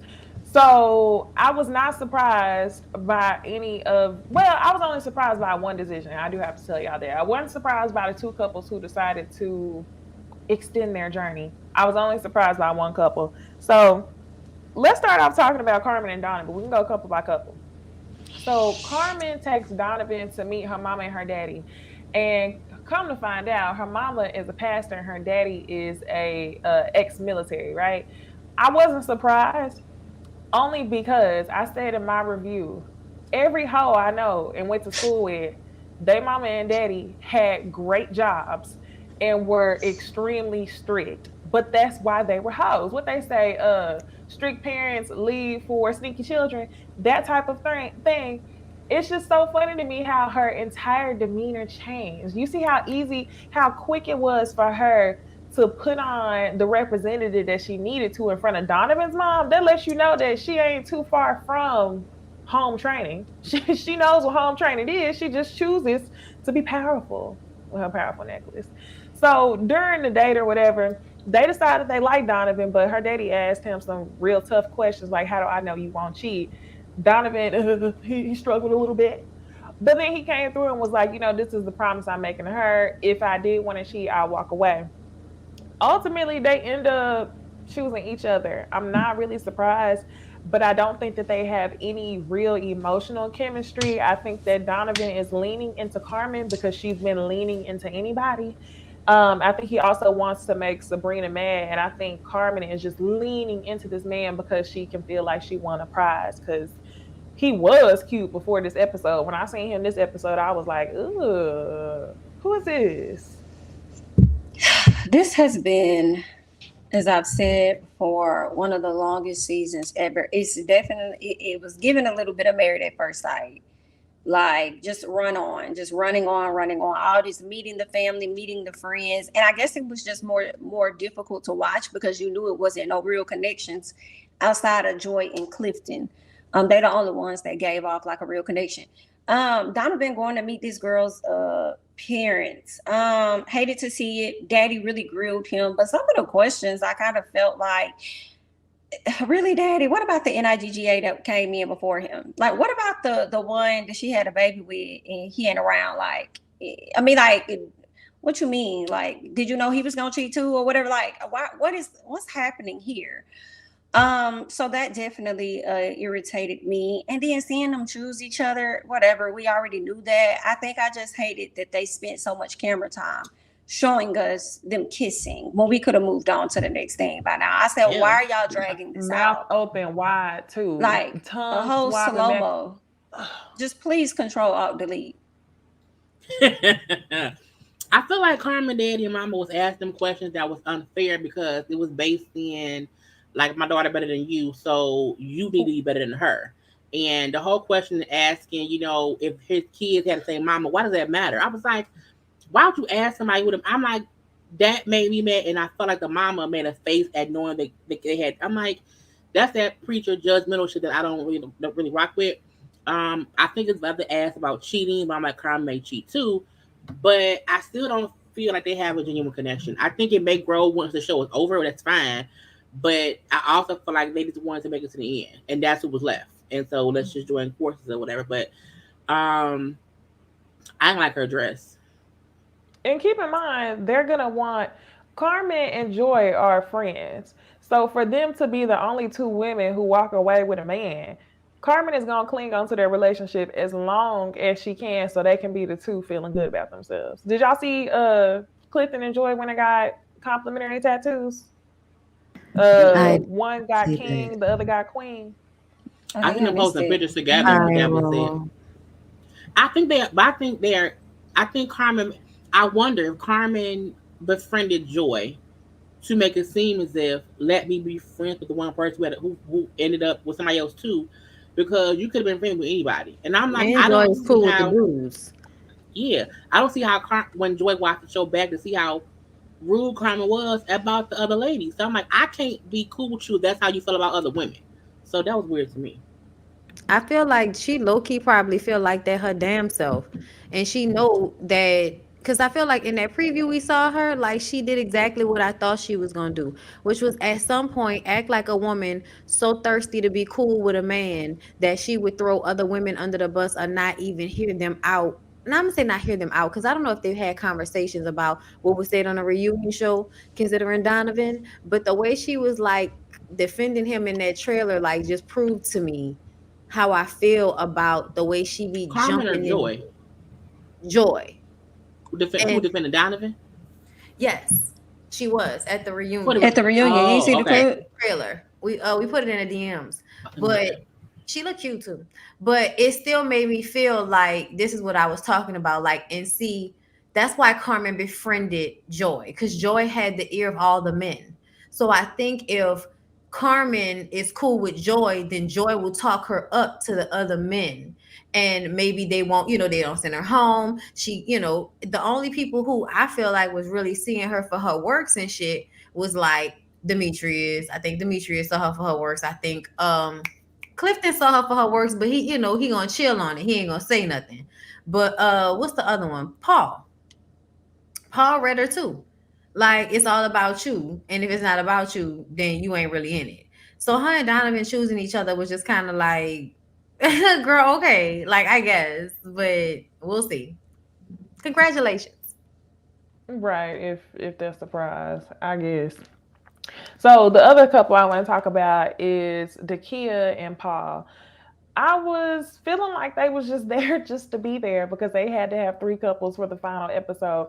The kid kept saying, Paul is cool, but I'm just not sure. She had Paul meet her mom and her brother. I thought it was weird that her mama was asking for grandchildren, knowing that it's a high probability that this woman will never have kids. I was like, why are you asking about that? But because she is a cancer survivor, ovarian cancer, not because she's of age or whatever. But anyway, I just thought that was weird. But I was high key tired of the kid going back and forth talking about, I really don't know. Is it just a friend connection? And I'm glad that once it got down to the decision, Paul said, I'm choosing myself. We could just be friends. And I don't think that he did that because of a gut feeling. I think they probably had a discussion before it got to the decision that they weren't going to leave as a couple. I think they had a discussion and they were just there to fill a third couple slot for the last episode. So they both just parted ways. Yeah, I I wish think she kept Dakia saying would they have were been left. friends. Well, she would have left earlier, or she would have. Yeah, when Eric left, I feel like that was her most compatible person. Unfortunately, things went left. But I was glad that Paul kind of chose himself instead of wasting Dakia's time because I felt like one of the two was gonna say it. I really was thinking Dakia was gonna be the person to say it before him, and when he said it, it looks like she was all smiles, like I'm glad you said it because that's exactly where I was going with it. So I'm not upset or disappointed at all. So I am glad that they just went ahead and went their separate ways. But I do wonder if either one of them are probably dating somebody else on the cast right now. They Cause y'all probably could know be people hook up after afterwards. the end. I like how they both. I think when they kept going out on the little dates, they both realized we friends. Like we tried to see what it would be, but we friends, and I didn't mind them going to the end saying that. I also feel like when one of them said how I think maybe she said had we chose each other, it wouldn't have been real. And I'm like that's true because sometimes you can try to see can we move past the season finale. Well, no, I'm gonna leave you be, leave me be, and that's it. So I thought it was cute. The backdrop was crazy too, but yeah, I'm like thank God, walk away separately.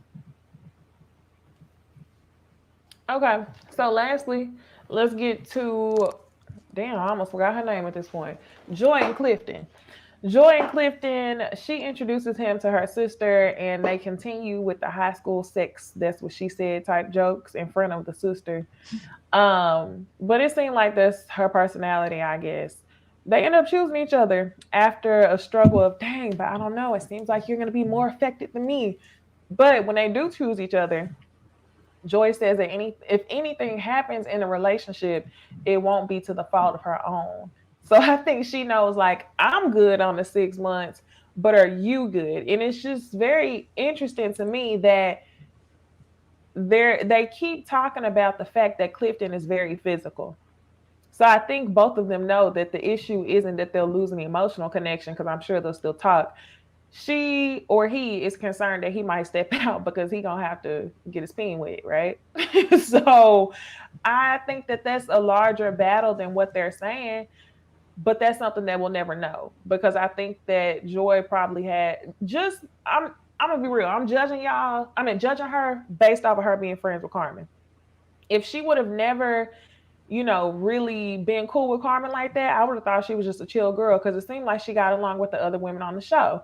But now, coupled with this reunion, it's like I really don't know what to think of Joy. I think she wants to be a guy's girl, like Bobby was saying. But what they gonna do? I feel like Joy has a pride, and they will make it as far as they need to. They would never come to the reunion and say he cheated on her or they're not together. And I also mentioned the tattoos, so things are still good for now. I I think like Joy Clifton. as far as her being like a guy's girl or whatever, I think they are gonna make it work for a minute because some part of me truly believes that Joy will allow him passes while she's away. As long Oh, as you're nobody right. gets like close to him on that level, you know what I'm saying? I feel like she they so cool, she's so home girly, she was so chill and laid back. As he You're dated right. other women, she didn't really apply that type of pressure. I don't know, but I just would not be surprised if she allowed him room for him to Six. step out or whatever. Yeah. Yeah, you're I right. like Joy and Clifton together. Joy and Clifton. I do think from day one they had a connection. I think we all saw that. Um, I feel like Mexico isn't that far. Like you can just fly down and like it's not like you won't. She's not going across the pond. She's not leaving the country. Like she's it's still close here. So I feel like It's don't not make it that seem as close. if. They all the way in DC. But That's a you can fly to Mexico. People go to Mexico all the time.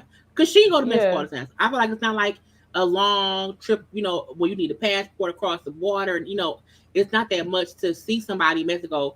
Let's say once or twice a month, whether he go down to see her or she come back to see him. I feel like it's not that big of a deal. So I want them to stop acting like she's like leaving the country to go to somewhere where he can't get to for 6 months. You can come see her if you really Right. want her. You can go see her. Um, with her and Carmen being friends, I still don't like it, but I also don't feel like she saw the Carmen we saw. So I feel like Carmen probably was nice to her, and that's why they became friends. So I don't want to fault her for that because you cannot know how somebody is behind closed doors and you still have a bond. Now, how she made comment on the reunion, we may have to see how that's going to go. But I feel like Carmen was nice to certain folk on the show who had no idea how or what she was saying in them confessionals or saying to the guys. So that's why I want to see what is said on the reunion. I even feel like when Joy was clapping for Donovan, it was more insane. It was more about Sabrina Peaches. Is there Peaches? What's her name? Peaches? Precious. Precious. Girl, I the Peaches though. Mm. Precious and I think and Carmen. Or was it Carmen? Whoever else. So I No, it think her wasn't Carmen. I don't remember who who was I just the know other girl? The kid. Sabrina and It Precious. was the kid. I feel like I wonder what the dynamic is between the women to where Joy kind of isn't cool with them. Because some of the women usually on the seasons be real cool, and I think this season they not. It's like two friends appear, three there, and that's it. So I want to know what happened to make this such a Right. We didn't see any discourse between the women. drama. Yeah, so that part is Right. weird for Other me. than Karma being a hater. In Period. the confessional. So She was I'm being, like, we saw yeah. shit. They ain't see. So I'm like, what happened? And what happens is it film that all y'all kind of like separate. Interesting. I guess we're gonna find out. Well, I'm gonna just say for me, I feel like I hope it works out for them because they seem to really like each other and it does seem genuine. And like you said, they're getting tattoos, they're doing all the little cute shit together. I feel like he's gonna make the sacrifice in some form to be there for her. So I don't think that'll be a problem. I just think it'll be whenever real conflicts happens in the relationship. I think that'll be the real test of how they handle conflict. Because to me, I feel like Clifton always had this kind of underlying thing going on where when he gets upset, it may be no talking to him, so to speak. Like, not to say that that's what it is, but I just, certain moments when they would have disagreements, he would just kind of space out a little bit. Like, I ain't trying to hear that on some shit. So yeah, I just kind of feel like I just want to see what it's gonna look like, long term. Because sometimes Clifton make me feel like he still got issues that he working through, and I don't know how that's gonna look once they get into it with her being such a strong personality herself. I get that, but I wouldn't mind. I wouldn't mind if after the season, if before the next season start, we got like a little update, like what's going on with each couple since the show ended, or even each individual from the show. Like, it's so and so dating so and so. Like at the reunion, that was going on. What's going on now? So I do think what they should do, because sometimes these seasons be on bullshit. Before the new season starts, a part of the meet the cast should be what happened last season, what's going on then. Because that I would tune in for a meet the cast plus last season updates versus just a meet the cast. I'm like, I don't really care about the new folk that much, but I want to know is Carmen and Donovan still together? Because if they not, what's on? You know what I'm saying? So I want to see that. Yeah, I mean, I will say Joy and Clifton are cute. They're cute, and it seems genuine. But I just can't figure her out. Just because she friends with Carmen. That's on me. All right, so finally, y'all, let's get into Love and Marriage Huntsville. They're off this week, right? They off this week. I think so. I see I don't think the so. OMG people was seeing how they was off until May 7th, but I I just don't love my think that's DVR. true because Carlos said they had a new episode. Didn't Carlos say that in the live he did? Y'all I think tuned so. in So to I was fix that? confused too. So Oh, I'm so they like, I must don't not be know. off. They must. I mean, I don't want them to be off, so I'm not I would mad prefer at for it at them all. not to be. What you need a week off for? I'm Right. putting my I DVR wanna now. watch. You looking at it now, Jaylee? Yeah.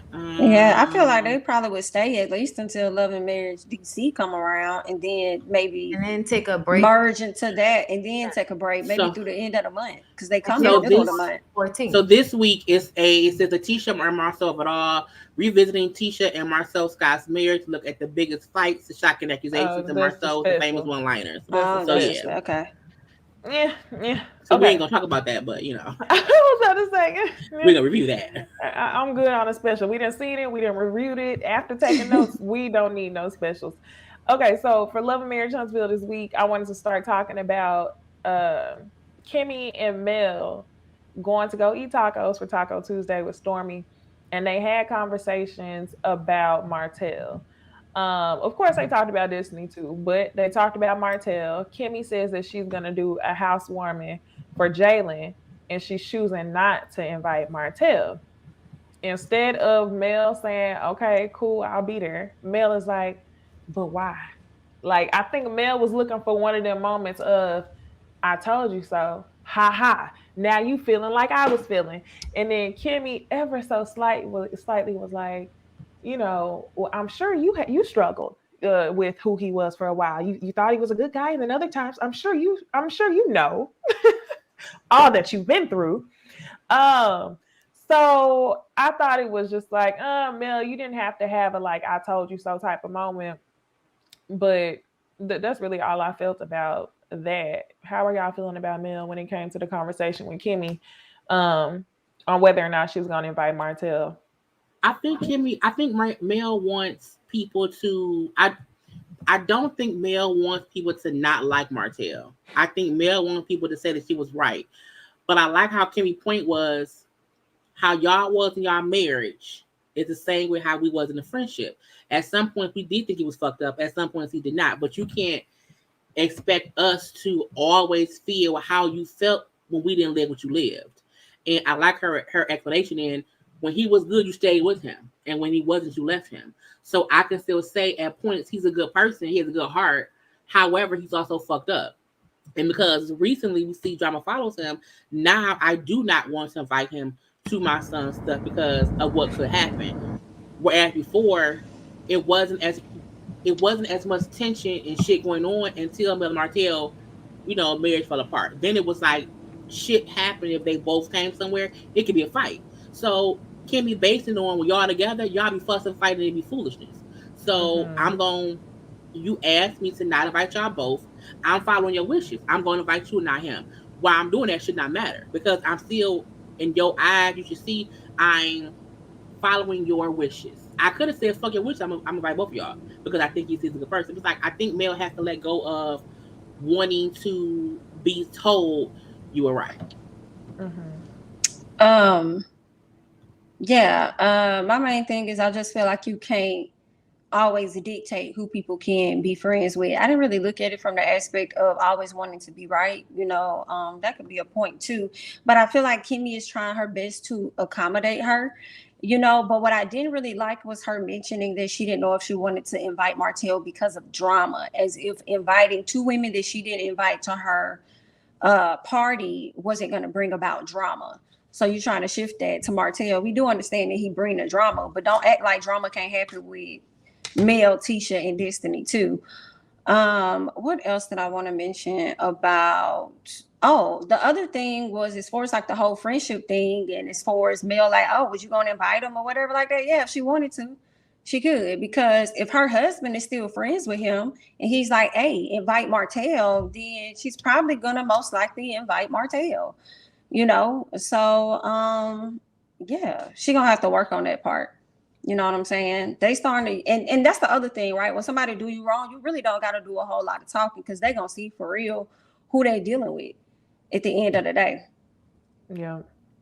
I feel like I did not like the way she pressed Kimmy about it because I was like, you already know what it is. Why are you trying to press the conversation?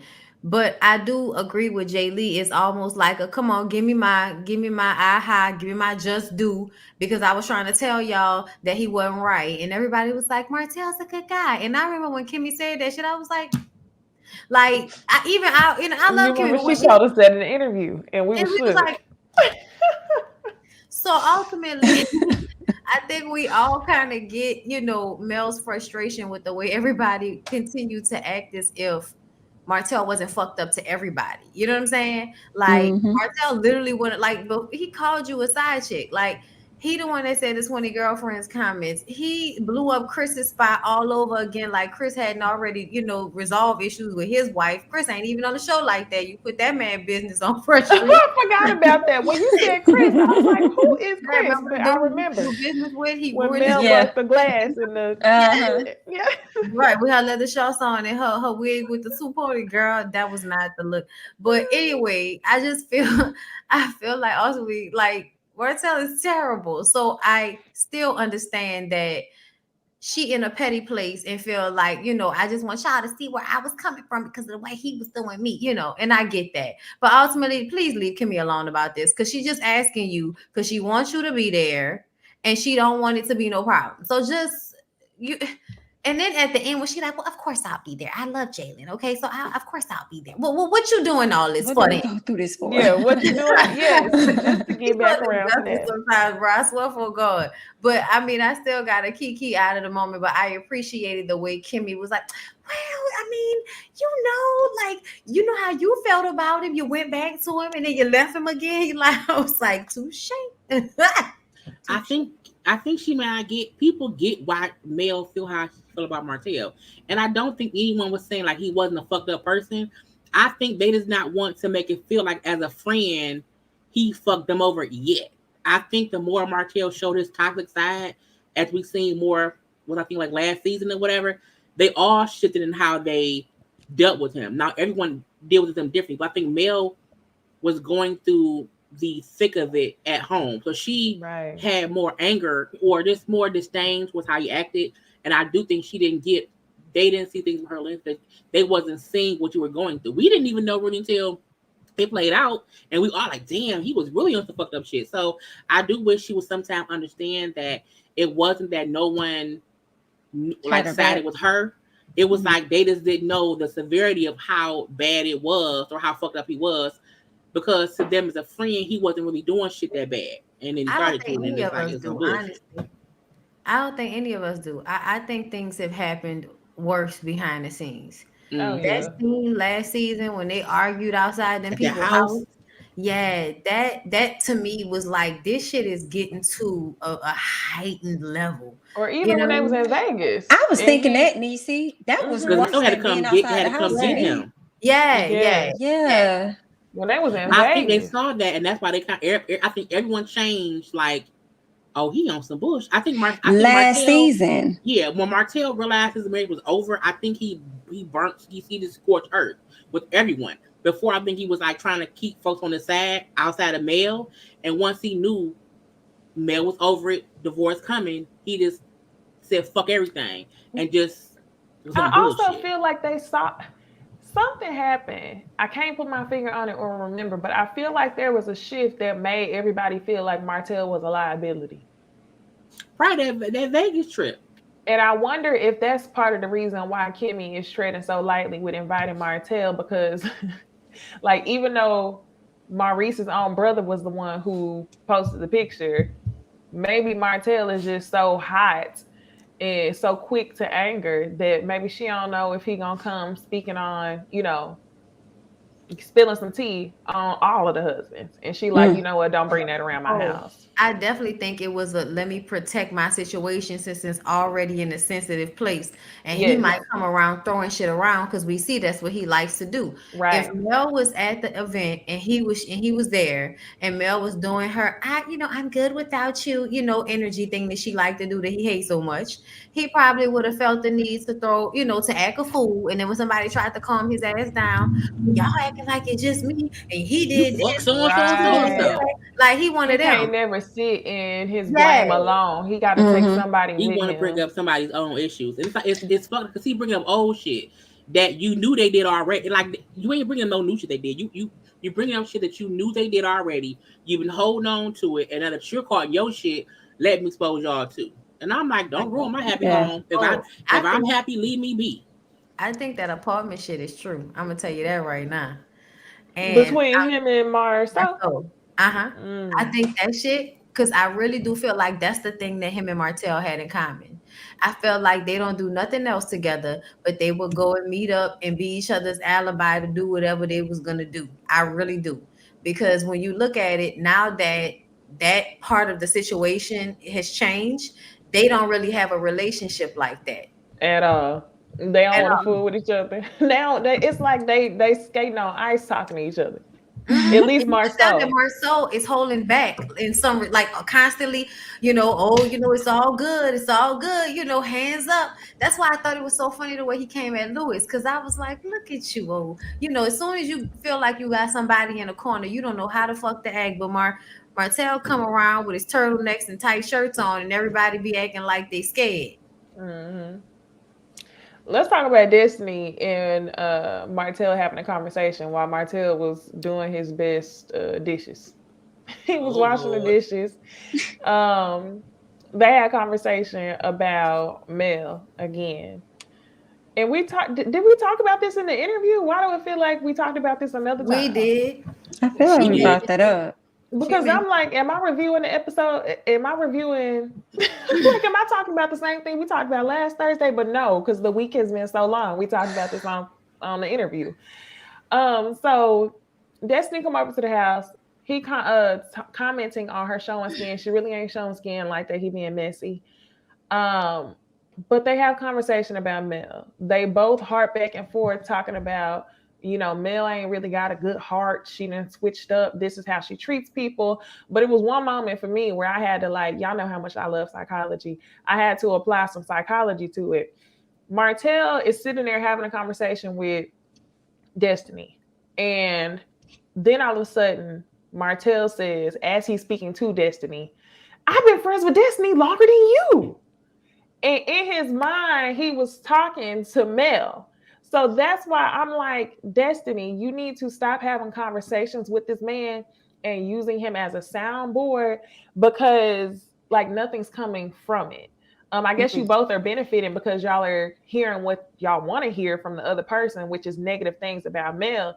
But at the end of the day, it's not doing anything. I think she needs to stop talking to him about Mel. The other thing I felt like Destiny has done in a lot of the conversations that she has, she starts off talking about with trigger words. I'll call them trigger words. She talks to Tisha. She says, "Oh, well, I didn't know you were her enemy." She talks to Maurice and says, "Well, I didn't know Tisha was her enemy." That's a trigger word to distract everyone from what the real situation was at hand. Mhm. What was Mhm. it that was said in the hotel room? Then you when you go talk to Martell, and it's like, "Oh, well, she said that you talking to the ops."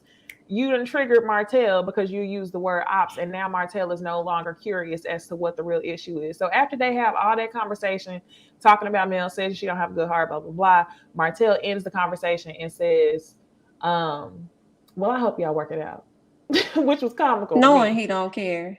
He does not Right. care at all. I feel like Destiny is definitely shooting herself in the foot, continuing to have these unnecessary conversations with Martell, when honestly Martell is really using you to vent. He don't really care too much about what you got going on. He just needs somebody else to talk to himself, especially needing somebody to film with, because ain't nobody else filming with him. Like, they barely filming with her. Like, I don't think I've seen Destiny really film with nobody. Tisha, Maurice, and Martell. I don't know who else she's filmed with, and Martell to film with the other cast. So I mean, I don't know, child. It was just an interesting scene because I'm like, why y'all got Destiny? Y'all already know the rumors. Why y'all got Destiny going over to this man house that night? Like, I understand we gotta like do this Not for after dark. production, but y'all sit up here and got Melody and them meeting at the day in the daylight. So why she just come meet that man in the daylight? Why y'all had to set it up like that? Creating Then the more She music rumors trying they for to the be played, messy. people. that was that old love and hip hop. We about to meet for confrontation in a parking lot with a car in between us. Music they was playing.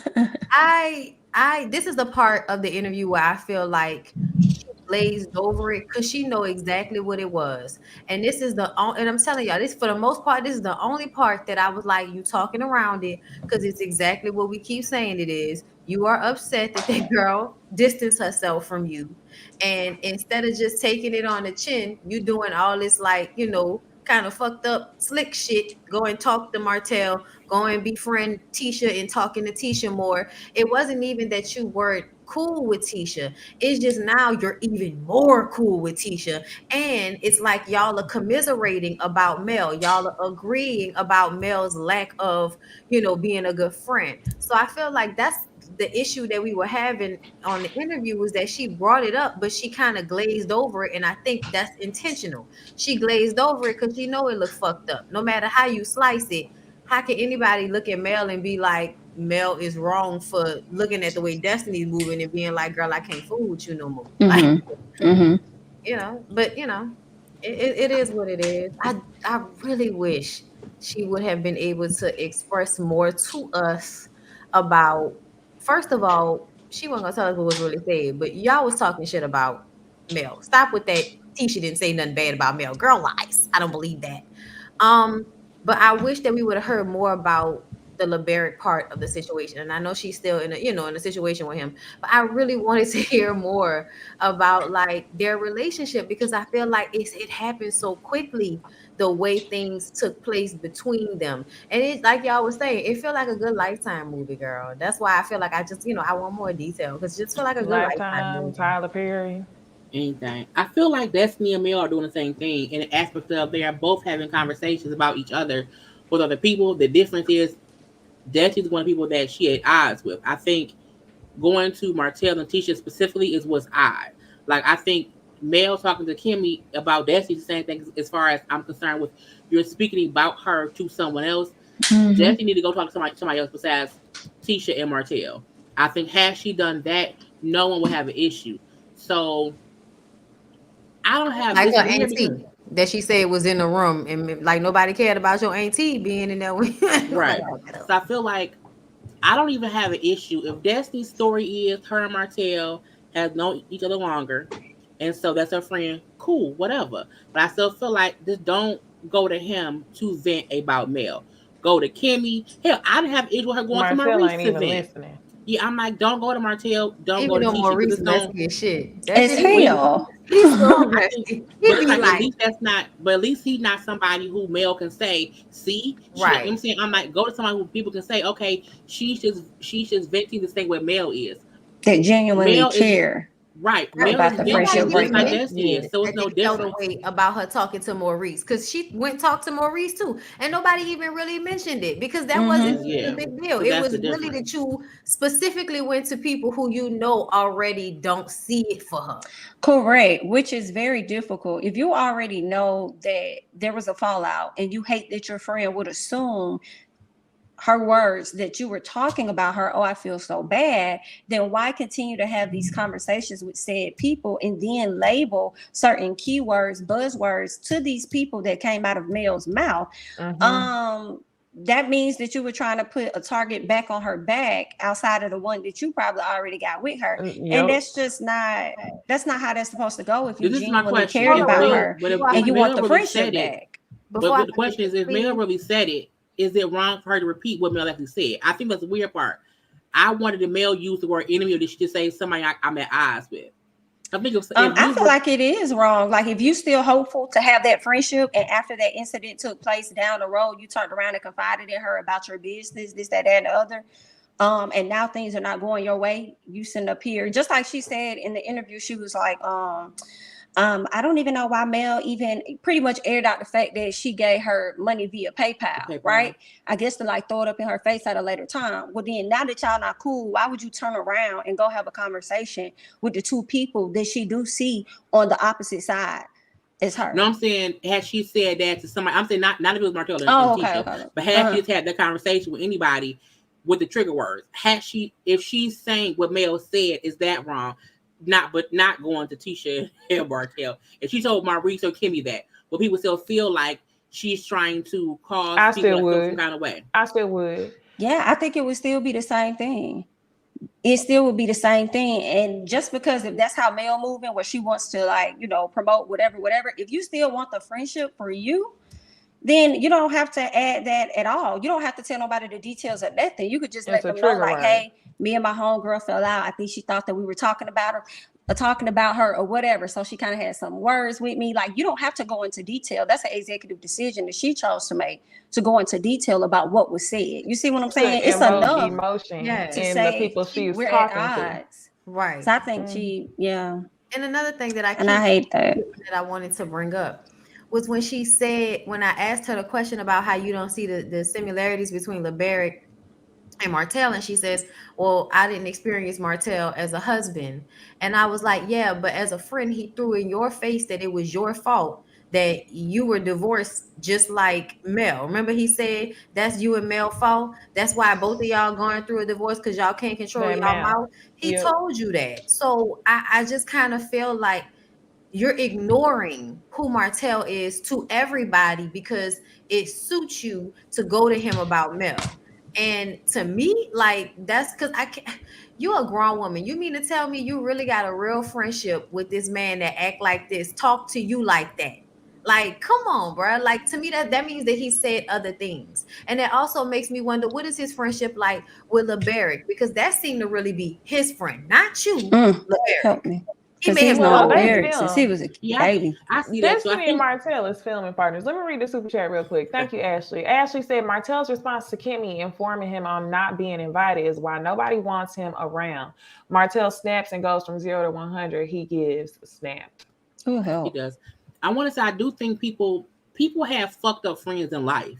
So I don't want people to think that because she's still friends with him, it means she supports him in some unnecessary way. I think we all have friends who we know who do fucked up things to their person, and we like, you know what? That's on them. I'm gonna leave that be. I'm not gonna really address that.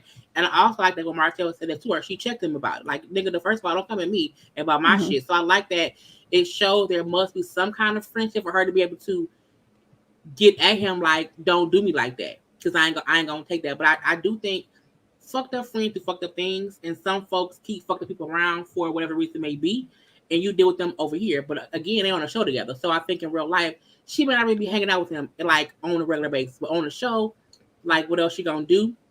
But I do what I liked about Destiny was that her thing was this is how I experienced Martell, and we still cool. But again, what my husband did to me was separate than what I can't put that on Martell, because it's like you can't want to transfer the energy of what my people did to me. Okay, because you did that to someone else, I can't fuck with you either.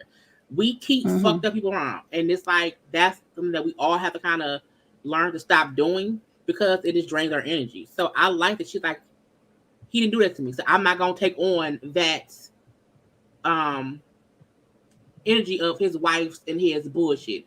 I'm leave that for them. But as far as we go, if you come at me, I'm gonna come back at you and say, "Fuck you, I'm divorced because my husband won shit." You know, truth be told, because the Mm-hmm. Barrick was on some bullshit. Yeah. So lastly, y'all, let's talk about Kiki and Wanda.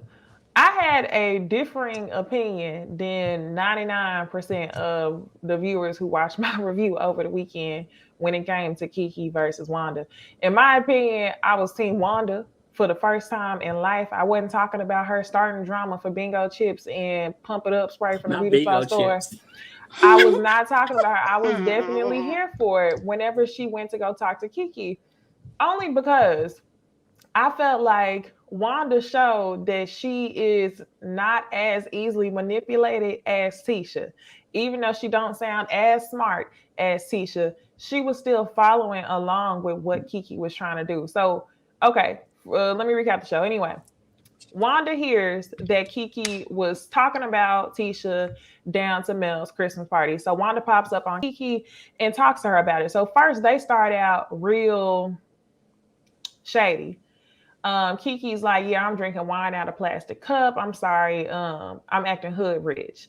Wanda says, hood rich or hood bitch. Kiki comes back and says, I'm gonna leave the hood bitching to you. And when she said that, I said, oh, you on your toes. Come on, Okay. Kiki. Yes, that I'll give her that. But for me, I felt like Kiki was not taking accountability for her grown ass actions, because what she tried to do to Tisha when Tisha addressed her on you didn't defend me when you were at the Christmas party, it was, oh, well, you did this to me 4 or 5 years ago. Tisha was easily manipulated into having a whole nother conversation separate from the reason why she met up with Kiki. In this situation, I felt like Kiki tried to deter from the whole reason why Wanda came down to the house by saying, oh, well, you and my dad have always pit us against each other. While I believe that's true, and that's a lot of people's family dynamics, you're how old now? You have to take responsibility for those actions. And if you old enough to identify that it was two grown people that was influencing you to act this way, you're old enough to dissolve yourself of those issues. However, y'all still have friction without your daddy being on the show. Like, so I just feel like she kept trying to deter from the entire reason Wanda came over, which was, why were you at Mel's Christmas party? And I think it all gets back to Kiki was just trying to get in where she fit in, because just last season we seen her, step into Kiki talking about you didn't defend Tisha. So just last season you didn't give a fuck what was going on 4 or 5 years ago. But now, since you have another outlet for minutes on the show, which is Mel, it's all fair game. Now you back to the cousin rivalry. So I think that Kiki needs to take some responsibility for her part in that. Oh yeah, I think that Kiki was being messy even back then trying to come on the show. I don't think that was about Tisha even back then. That was about coming on the show. Kiki wants to be on the show. Like she's the family member that like Wanda Tisha said, you feel like my life's supposed to be yours. And maybe not in that exact way, but in a way of she feel like shit, if you on a reality TV show and I'm cool with Mel, bitch, why I can't be on a reality TV show? Like I definitely feel like it's coming from that place. And I also feel like their family fosters that type of toxic environment. So that's why I don't really feel too many ways about it. Not to say that I don't feel like Kiki is wrong, because I feel like she is, and I would have an issue with my family member doing that shit that she did, bringing up some old shit. But at the same time, I feel like Tisha.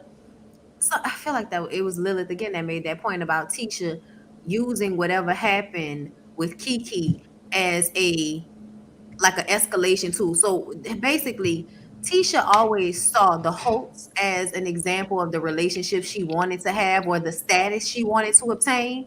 Because as you can see, for Wanda and for Tisha, having money and having status is important to them. So I think that that plays a part and why Tisha even told Mel Kiki's information. It wasn't just about, oh, she was coming to their house, so I felt like she should know. No, I feel like you probably was kikiing about your cousin to Mel to be like, yeah, girl, my cousin gonna come. But you know, her and her family, they think they was better than us. But girl, you know, she got bed bugs over there thinking she better than some fucking body, but got bed bugs, bitch. Yeah. Like to me, that's probably how that conversation along the lines to me. And I think that Tisha probably used that in some way. So I think that ultimately their relationship is kind of tit for tat. And that's sad, but I think it's on both sides and not just on Kiki's side. And plus, I don't like the way Miss Wanda handled the situation as the elder in the situation. Like, I understand Kiki was being messy, but that's still your niece, and you was like real happy to float in there with your fake fur on and call your niece a bitch to her face in her house. And she still kept it cute with you, because I know some type of women that would have been fighting their auntie in their house or told her, bitch, my ass, get your ass out of my house. Take your cat fur and get the fuck up out of here, since you want to talk to me crazy. Like, we ain't even about to have no conversation. Wrap this shit up. Get out of here. You know what I'm saying? So I just kind of feel like Wanda basically was taking advantage of the fact that she knew that Kiki not about all that. My auntie can't come to me and check me about shit about me and my cousin. I feel like Wanda is the elder. Tisha and Kiki are both grown adult women. So you can't come to my house to check me about anything going on with my grown cousin, where you know for years we've had issues about whatever. So for me, Wanda was on bullshit. I think Wanda likes to include herself, and that's not y'all wrong. Um, and also, not even with that, people forget that it wasn't as if Kiki got just popped up. Like, I think Tisha had to allow her family to come on to be filmed. Tisha would have to invite Kiki to something to have her here. So I do feel like Tisha could have probably won Kiki around to make it seem as if she's better than Kiki. Let me tell my other cousin who may not be, you know what I'm saying, as refined as me, and then I look better. So I'm like, it wasn't as if Kiki applied to be on the show. They all kind of want to be on here. But I don't Kiki and Tisha did the exact same thing to each other. And I think that's the part that neither Tisha or Kiki wants to admit. And that's why I don't get why Wanda acting like what Kiki did wasn't what her daughter did before Kiki did it. Like your But they child did it moved first. on. They moved on. But I if we feel like move just right, let's because I go. did This is something my to point. you and This is we my point. decide to move on, don't mean that if you No. do it to me 5 years after the fact, I'm gonna be like, you know what, I You did. can't check me about something that you've done before too. Period. If you had not done it, you've went and had a conversation with someone who we cool with about me, and I then went and had a conversation about somebody who we cool with about you.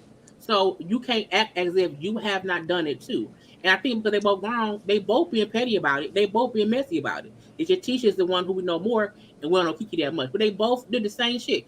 Wanda gonna make it work by inserting herself, because now it's teaching Wanda against Kiki, and then bring the daddy into it, and he, you know what I'm saying? I'm like, it ain't that serious on either Child, that end. daddy ain't about to come on this damn show with y'all with this foolishness. Honey, hopefully not. I don't know. Um, I would still check somebody about some shit like that, because if we made up, you apologize, and then 4 or 5 years goes by, that's a long ass time. I'm not about to be on the same shit I was on 4 or 5 years ago if we decided to make up. That's the whole point of making up. If that was something that you would not tolerate, then you would easily stop fucking with that person. But the way that she caped for Tisha last season when it came to Kimmy, for me, I feel like that's the flaw. Because I get what you're saying. Ain't no way you could tell me about some stuff you did. But if she had kept that same energy across the 4 to 5 years, it would make sense. But she's being I think her inconsistent point because she's was benefiting. I think her point was we've had these on and off issues over the years about different things. So me and you beefing ain't nothing new. I think this is just what happened with Mel. I think when Kiki said how when I was younger, y'all didn't, I wasn't around or whatever. And the Wanda reply was because we was in products and y'all was in the houses. I think we see there's been a discourse between that family, not just Tisha and Kiki, but also with Kiki and Wanda, with Wanda and the daddy, with Tisha and the daddy. I think there's a discourse within the family, and so the show was focusing on these two incidents of when Tisha talked to Mel and when Wanda and when Kiki did. My thing is, it's bigger than that. So I think that's why Kiki's point was, don't act like you didn't do that. And I also think it's because they've had other issues in between all the bits that we just haven't seen. But here's the thing. Kiki was able to change the conversation to about the way y'all pitted them against each other versus the conversation about her being a part of Mel's, Tisha hate train or whatever the fuck you want to call it. So I feel like that shows that Kiki needs to be on the show because Kiki knew how to took. I'm sorry, Kiki needs to be on the show because Kiki took command of the situation. First of all, Tisha walked out on her, bitch. I followed you outside. This scene not over. I got this sweater on, bitch. This sweater gonna get some more camera time out here. Okay, so then they talk some more. And then, you got Wanda showing up, and then she come over to she's in her new place. She may be drinking out of plastic cups, but she had her hair and her fucking makeup done. I know that. Okay. And then she was ready for Wanda. Not only did she have the quick comebacks for Wanda, but she was able to make Wanda out to be the bad guy in a moment where, yeah, Wanda kind of was in the right because you bringing me old tea and I'm coming to you with good, good news, new news, bitch. Today's news. Okay. So even though Kiki on bullshit, absolutely, I thought it was interesting how she was able to change the conversation to Wanda and the daddy, pitting her and Tisha against each other instead of it being about her being messy with Mel. That shit was smart. I feel like that's the best thing they done was have her come on the show because that's the only person who has made me feel like, you know what? I'm actually tolerating Wanda. You know what? I'm actually tolerating Tisha. I feel bad for her. That's the only time where I've been feeling that way.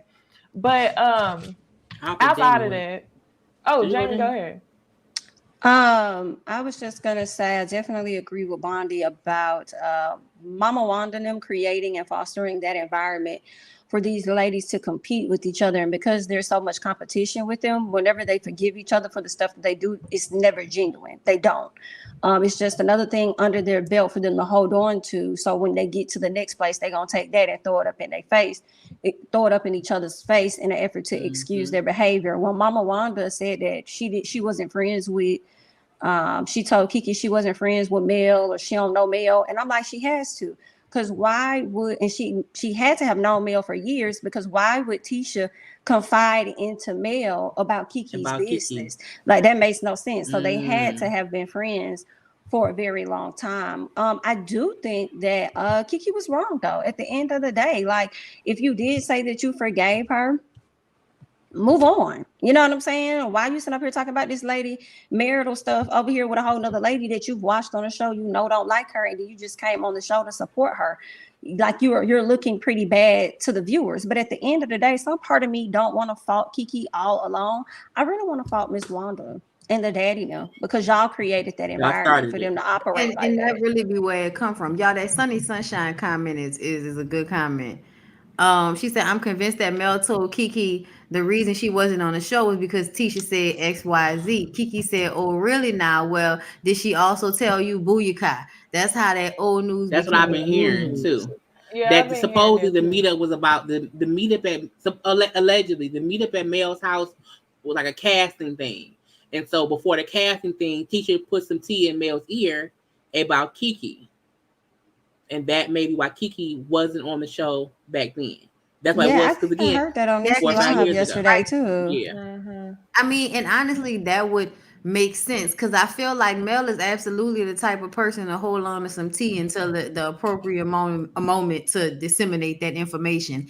And I feel like she waited until she needed Kiki to come and validate her point that she wasn't trying to destroy nobody's marriage. And I think she wasn't trying to pull that card I think Kiki have always had conversations about what's really going on with Tisha and Marceau. And she knew she could pull Kiki's card because she knew their relationship was on bullshit, like Jamie said. But she waited until that reunion show shit happened. And then you sat up there and you brought it up again after we had already made up. And I think, remember when Mel got up and was walking over to Tisha and talking to Tisha? I think Mel was more upset than it seemed. And I think that she was like, I got you, bitch. Now I'm gonna pull that card that I've been holding on to. So I think she, she smacked that Kiki card on the table. That was right after. It's making me wonder what housewife. I'm trying to see what housewife Mel reminds me of, and I can't think of it, but it's definitely giving. I got you, BIT, but I'm gonna get to you without even getting to you. I'm gonna use somebody else that's gonna get to you, but the whole time it's me. So I'm just, chess and not checkers. I would be an wondering amazing what housewife. housewife was that? That was like Because Faye. it's giving Kenya for me, but who y'all When think? Faye tried I to was bring gonna on say Nene's that, sister, when Kenya tried to bring Marlon on, her and Nene was beefed out.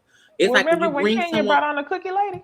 yeah, it's like when you bring on somebody. A few housewives has done that when they'll bring on someone to shit on you, and they don't have. They brought them to dinner. I'm gonna bring someone to the dinner, and then whatever happens, and I'm gonna say, well, I didn't say shit, but you invited so and so.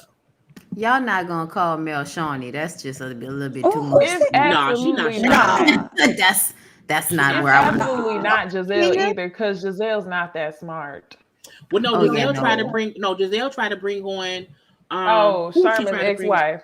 No, that was Karen. Monique. Sherman's ex-wife. Yes. I thought that. Oh, okay, that was Monique. I thought it was Karen that did that shit. That shit. Well, Giselle was the one bringing up, the Lyles girl liking Ray to Karen to trying to bring it up to. She did. Ooh, Erica Lyles. Erica Lyles would love to have a night with Ray.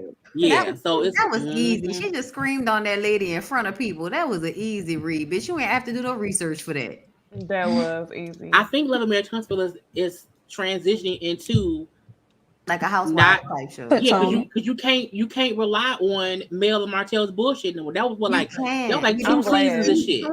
We did 3 seasons of that. And now I don't mind them bringing in other things, because if not, it's the same old shit. So I don't mind a little bit of a shift, as long as it's not going to be this. Like, I don't want Tisha and Kiki having the same argument the rest of the season, or at least not until next season. But yeah, bring Kiki on. This argument is about to change. This went from being about all that little review. Yeah, the second half of the season. Yeah, this conversation is definitely about to change between Kiki. We see Kiki and Tisha kind of having at it. We see Stormy. I think it was Stormy. Destiny was like, about it was Tisha and Mel. Ooh, baby, this is gonna be. It looked like Tisha and Mel was arguing, and then Destiny and Stormy started arguing and holding them back. I was just like, oh my god, it's gonna be a mess. I can't wait. I'm here for it. Right. All right. Outside of that, it was nothing but Tiffany and Lewis. I ain't got nothing to say about that because it was filler. So let's go into.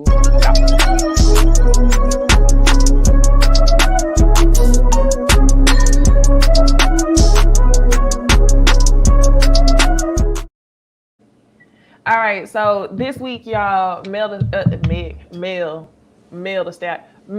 the Stallion had a sit down interview with Gayle. I don't believe that they've gone to trial yet, her and Tory, or either they haven't gone yet. I thought they were doing like a preliminary hearing or something. It's preliminary. It's the end of the year. I think it's like in August or September. The trial we got a while.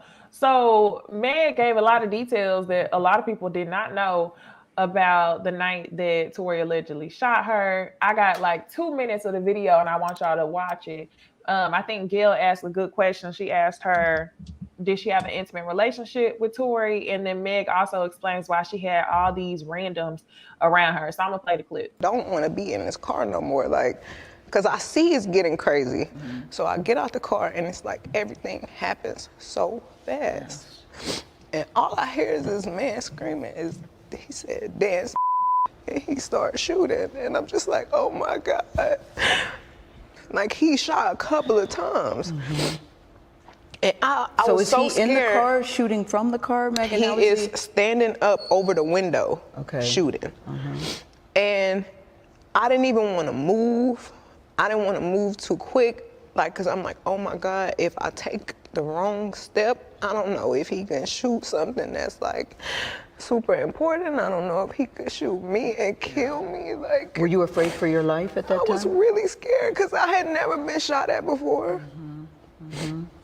And I looked down at my feet because I wasn't even, the adrenaline is pumping so hard. I'm not sure if he hit me. Like, I feel it, but I don't understand what's happening. So I look down at my feet and I'm like, oh my God, like, what else? What happened?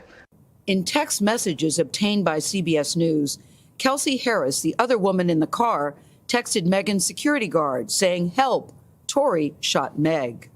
I really thought that we were all friends. And sometimes I feel like I put the blame on myself because when my mom passed, I just felt like I was looking for some type of family environment and I was letting so many people in and I didn't care who it was. I just wanted to feel like I got family and I got people that care about me and just I could hang out with everybody and I was just going through it. What was the nature of your relationship with Tory Lanez? Because he has led people to believe that it was a sexual relationship, that it was that you two were dating. What was the nature? We were not dating. We were really close. We were friends. We hung out like every day. And his mom passed too. So when I felt like we were bonding over that. And did you have an intimate relationship with him? Like sexual? Yeah. Did you, Megan, did you have a sexual relationship with Tory Lanez? Yes, that's my question. I didn't have a sexual relationship with Tory. So why do you think he's putting out the story that the two of you had a relationship and that you're making the whole thing up? I think that he is trying to deflect from the fact that he committed a crime. Tory Lanez pleaded not guilty to assault and weapons charges. Don't want to be in this. Okay. So we've been talking about this for about 2 years. I believe he shot her. I do. Okay. I believe her friend Kelsey know what happened, which is why they got the text messages. The only thing that I'm like, okay, were y'all intimate? She said, no, I did not have a sexual relationship with him. It depends on what you define as a sexual relationship. Because you messed with somebody one time, would you say that's a sexual relationship? I wouldn't say it was. So I don't think it really matters if they had sex or not. I do think he shot her, but it was just interesting because I know everybody is going to talk about that part of the interview. They kept talking about it on I think it was either the Shade Room or Hollywood Unlocked. And I commented and I said, for women, sexual intimacy, two different things. They could have had a close, intimate bond, but wasn't fucking. And I feel like if she fucking him, don't even like, why would that even a question? Like that, someone shot her. And I hate that. I feel like people keep trying to change the narrative about everything except what it's about. Someone shot that lady in her feet. That's all the question. No one. They want to know what she's hiding. Her. Right. And I'm like, and what she had is bullet wounds in her shoes. And that's really it. That's all that should matter. That she has wounds in her foot. And that it's aggravating that people want to paint Meg out to be like she fucking him. It was like, no. And if she did, who she fucking don't matter. If she fucked him, don't matter. If none of that matters. And it was aggravating that people was like, why she lied to the police? If you don't recall how scary we all were at that point in time with all the killings going on, and you are a black woman, a black man, another black woman in a car at night in a swimsuit bleeding, and you then say he got a gun, you can be shot and killed because that is literally what's helicopters. Yes, it's like I wouldn't have been scared in that situation with the helicopter. Like she literally told y'all the exact reason why she did not want to tell the LAPD it was a hot gun in the car and she bleeding after the whole George Floyd. It's like people just do not want to believe her because she's a black woman, and that's what's the most aggravating. Someone shot her. Let's leave it to just that. Jaylee, I agree. You mentioned the inconsistencies because that's what Tory Lanez's lawyer responded. the response was something about Meg's inconsistencies and stuff like that. Mm-hmm. She's admitted to what she's lied to though. So that's why I feel like, okay, you had to do it because y'all are trying to throw it in her face that she was trying to protect him.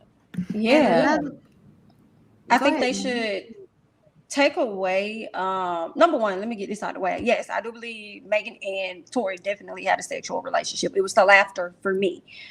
However, I feel the same as Jay Lee. What they got to do with anything? Okay, let's remove the celebrityism and the names from the people and just put these two situations, this one situation out there on two people, just two random people. Like, you're gonna be like, dang, this woman inside a pen got shot. Like, it wouldn't be a choosing of a side like that. So I mean, I think, as Jay Lee mentioned, that's the first thing. Like, let's just focus on that. It don't really matter about the aftermath. It's the fact that she got popped in her foot.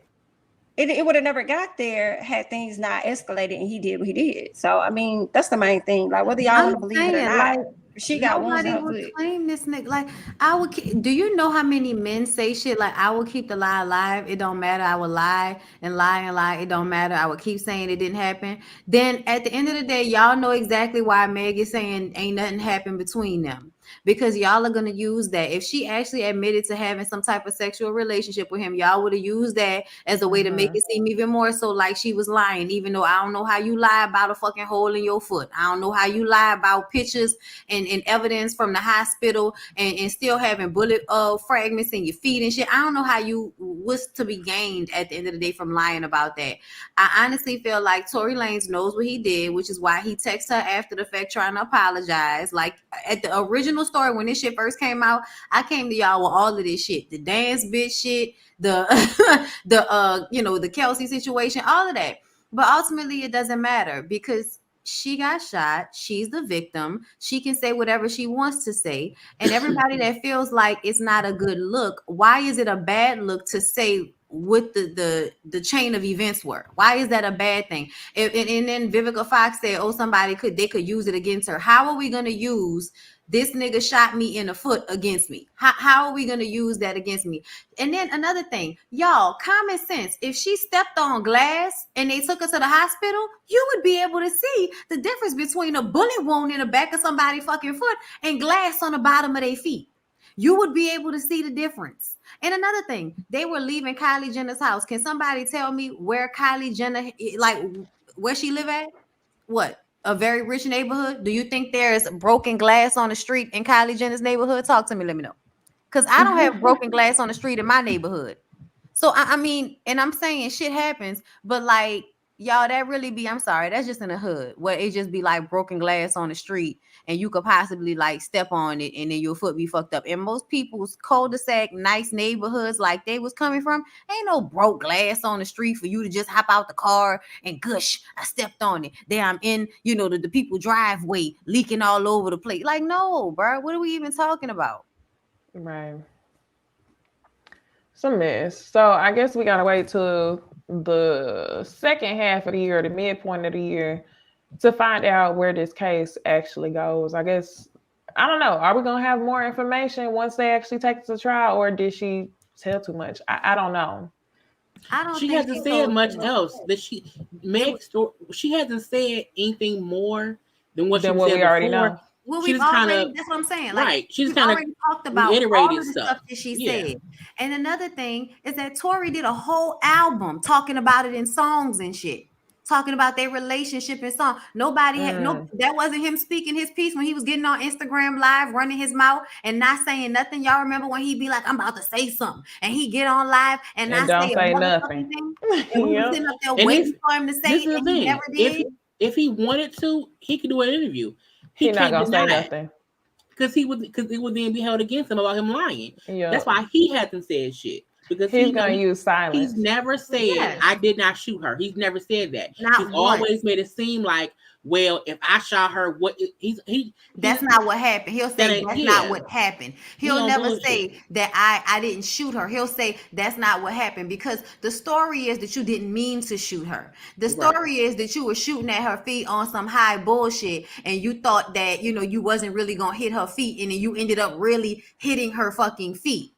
Like that's probably what the mental is. But he knew he made a mistake and he knew he did something wrong because he texted after and said, I'm sorry, and then turned around and said he was apologizing because they was drunk. What? Yeah, he definitely did apologize multiple times, offered her $1 million too. Well, y'all, we gonna see. Okay, I hope justice is served. We're gonna move on. Let's talk about Real Housewives of Atlanta. So this week we saw some real cute pictures. Oh my gosh. When I seen the video with the pose photo shoot, I was like, yes, this picture was given. I absolutely forgot that there was a previous cast photo, which was this one that Bravo orchestrated. And allegedly, the ladies were the ones who had to pay for the crisp all white. I literally forgot all about this picture, but I do remember that I felt like it was not given at all. So, my thought is Bravo. You have the coin to do right by these ladies. You should have done better with the photo shoot. We've seen other seasons where the ladies' outfits are better, the colors are better, the set is better, just the overall quality of the picture is better. But this is just given very flat. Even down to the outfits, like Kenya's dress, and that's not on Bravo. Okay, I'm not blaming Bravo for Kenya's dress. But overall, this photo shoot was a complete no. The backdrop was given cheap. Sheree, I'm glad that she got to redo it because that dress was not it. The hair was not it. But this was everything. So I'm so glad they did this shoot. It was down to the details of Candy holding the mask because she was the first female winner of Masked Singer. So I was like, dang, y'all paying attention to details. But also with Candy being in the middle, Candy and Kenya and Sheree, versus in this one, Sheree's on the outside. You see Candy and Kenya staggered. It's giving me that they had more input on how they wanted their own photo shoot to be laid out. So, what are y'all's thoughts on the ladies from Real Housewives of Atlanta allegedly having to pay for another photo shoot? I feel two separate ways. I feel like the other picture of them looks basic because of the backdrop. I think Bravo should have for sure did some other kind of backdrop with their outfits to make this picture just not look so unfinished. I think they all look great. They look a little bit, you know what I'm saying, dressed up for the night. But I don't think this is a bad photo. It's just it's so basic. And then the new one with them in the all white, the peach background, I think it do look a little bit more hip, a little bit more fun. I like them both, but for different reasons. I know some folks were saying that usually the housewives do their own promo. If they're doing their own hair and makeup for promo on IG or whatever, that's usually on them.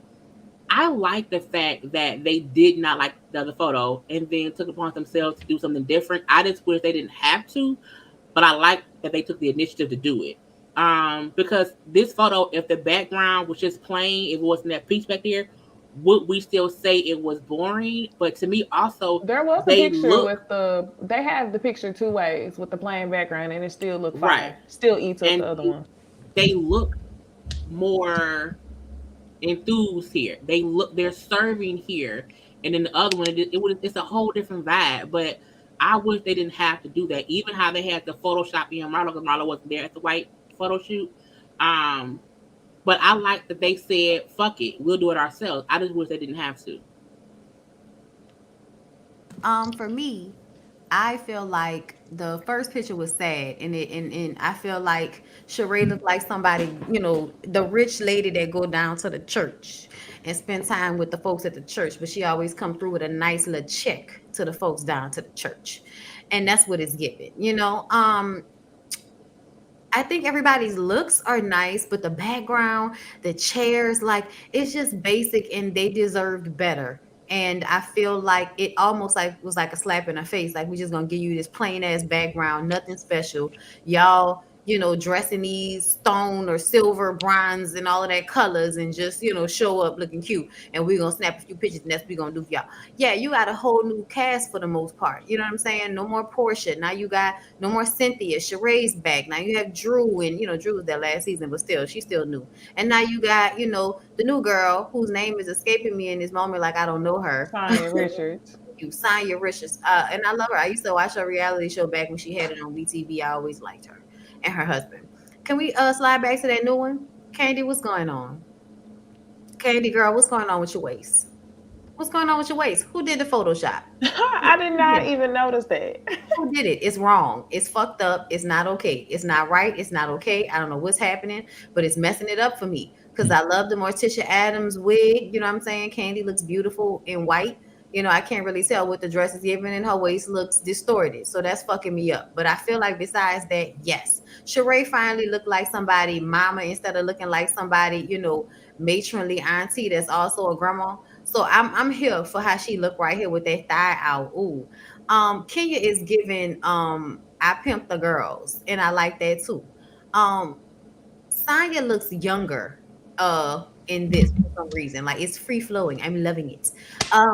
I think that Drew looks pretty, but Drew the wig.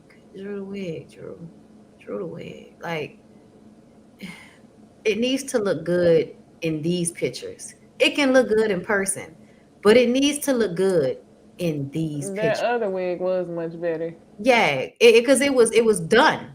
I feel like she just put her kinky curly wig on and showed up to the photo shoot. And even though I appreciate the texture, I want somebody curl it, like somebody bump it, somebody do a ride to it, like somebody do something with the texture, but I need it to be done and not you just sliding the wig on. Now they say Marlo decided to back out last minute, and so once they had finished, she decided she was gonna show up and do something, so they photoshopped her into the photo. That's why she don't look like she was really there, because she wasn't.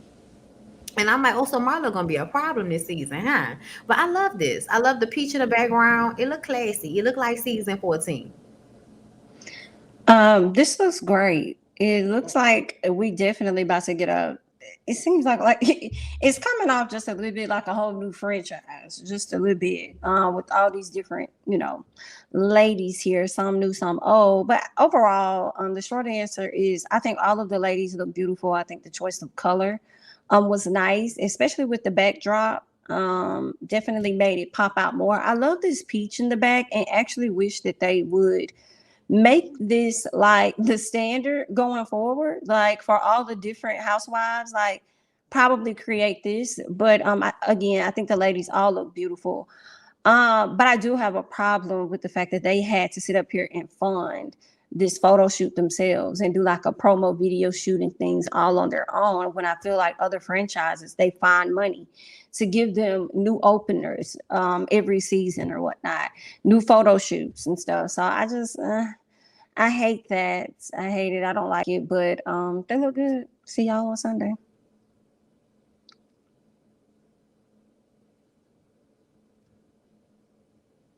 You on mute, Necey. I was just about to tell Bondi she was muted. I know, I was just mouthing it. Oh, well, yeah. See y'all on Sunday. All right, y'all. We hope y'all enjoyed the show. If y'all have not had a chance to check out that interview, go ahead and check out that interview. Follow us everywhere at Ooh Ladies First on Instagram and Twitter. Email us questions, advice, all that good stuff. Follow Bondi at Bondi Blue. Follow Jay Lee at Jay Lee's Corner. Jamie, that's me. You can follow myself at Necey Dixon. Okay, we hope y'all enjoyed the show. We can't wait to talk to y'all about Real Housewives of Atlanta starting this Sunday. Okay, make sure y'all like, comment. Wait. Yeah. Wait, you didn't want to do the what you call it you loaded? I'm just remembering. Did y'all want to talk about it? I mean, about the racist man. We can just go. I ain't want to talk about the racist man. I ain't got the energy for. Oh no, I meant Real Housewives, the taglines. Ooh, Bondi. Thank you. Thank you, y'all. Hold on. I thought she was talking about the racist man from CMA. Hold on, we ain't done. I'm so glad because I didn't add that to my notes, but I added the video. I All know. right, we got taglines, y'all. Hold on, let's listen to the taglines. I ain't never skipped a beat or a bag. I keep you on the edges of your seat. I always had the juice, but now I got the peach. You're always living in the moment when you are the moment. Spring, summer, or September, I'm the one you always remember. I may be a rookie, but this isn't my first race. I like them except for Drew. What did Drew say? I didn't even hear Drew. She said, I always keep you on the edges of your seat. Oh, girl. It's like double entendre, but no. I guess she wasn't doing enough. But my faves, I have to say, was Marlo. When she said, I got the juice, I've been had the juice, but now I got the peach. That one, I was like, oh my God. And the way she said it. You heard the way, I got the peach. Like, it was the way she said it.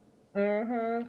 And then Sheree, when she said spring, summer, September, I'm the one that you remember, I was like, oh, that's a cute way. That's a cute way to spend them lives into something memorable because that's what everybody remembers.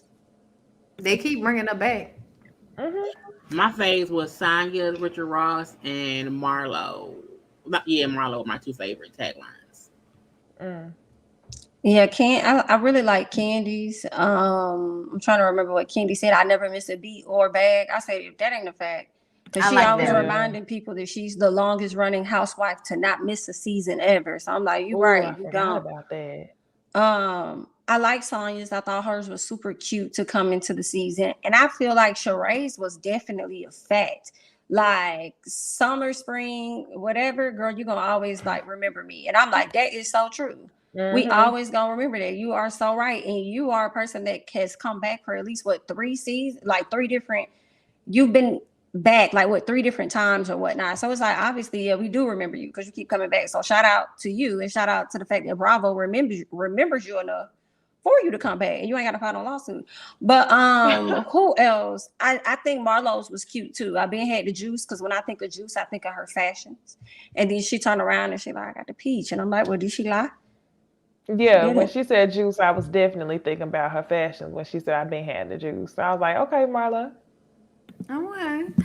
For me, it was Candy and Marlo. I feel like I like the way both of them like emphasized the words when they said the shit. Candy was like, I never miss a beat or a bag. You know what I'm saying? Like she was enunciating in that shit. So I definitely like Candy's. And I liked Marlo's because she made that shit sound juicy. So I was here for it. I mean, all the girls really went hard. I just can't remember what Kenya said. Do y'all? She said something about moments. You can't a moment when you are the moment. Something You're always you can't always be in the moment when you are the moment. I guess, girl. I mean, they all went pretty hard. I feel like this is probably the most memorable collection of taglines. Like the most consecutive, like that was good, that was good, that was good. Even Science was good.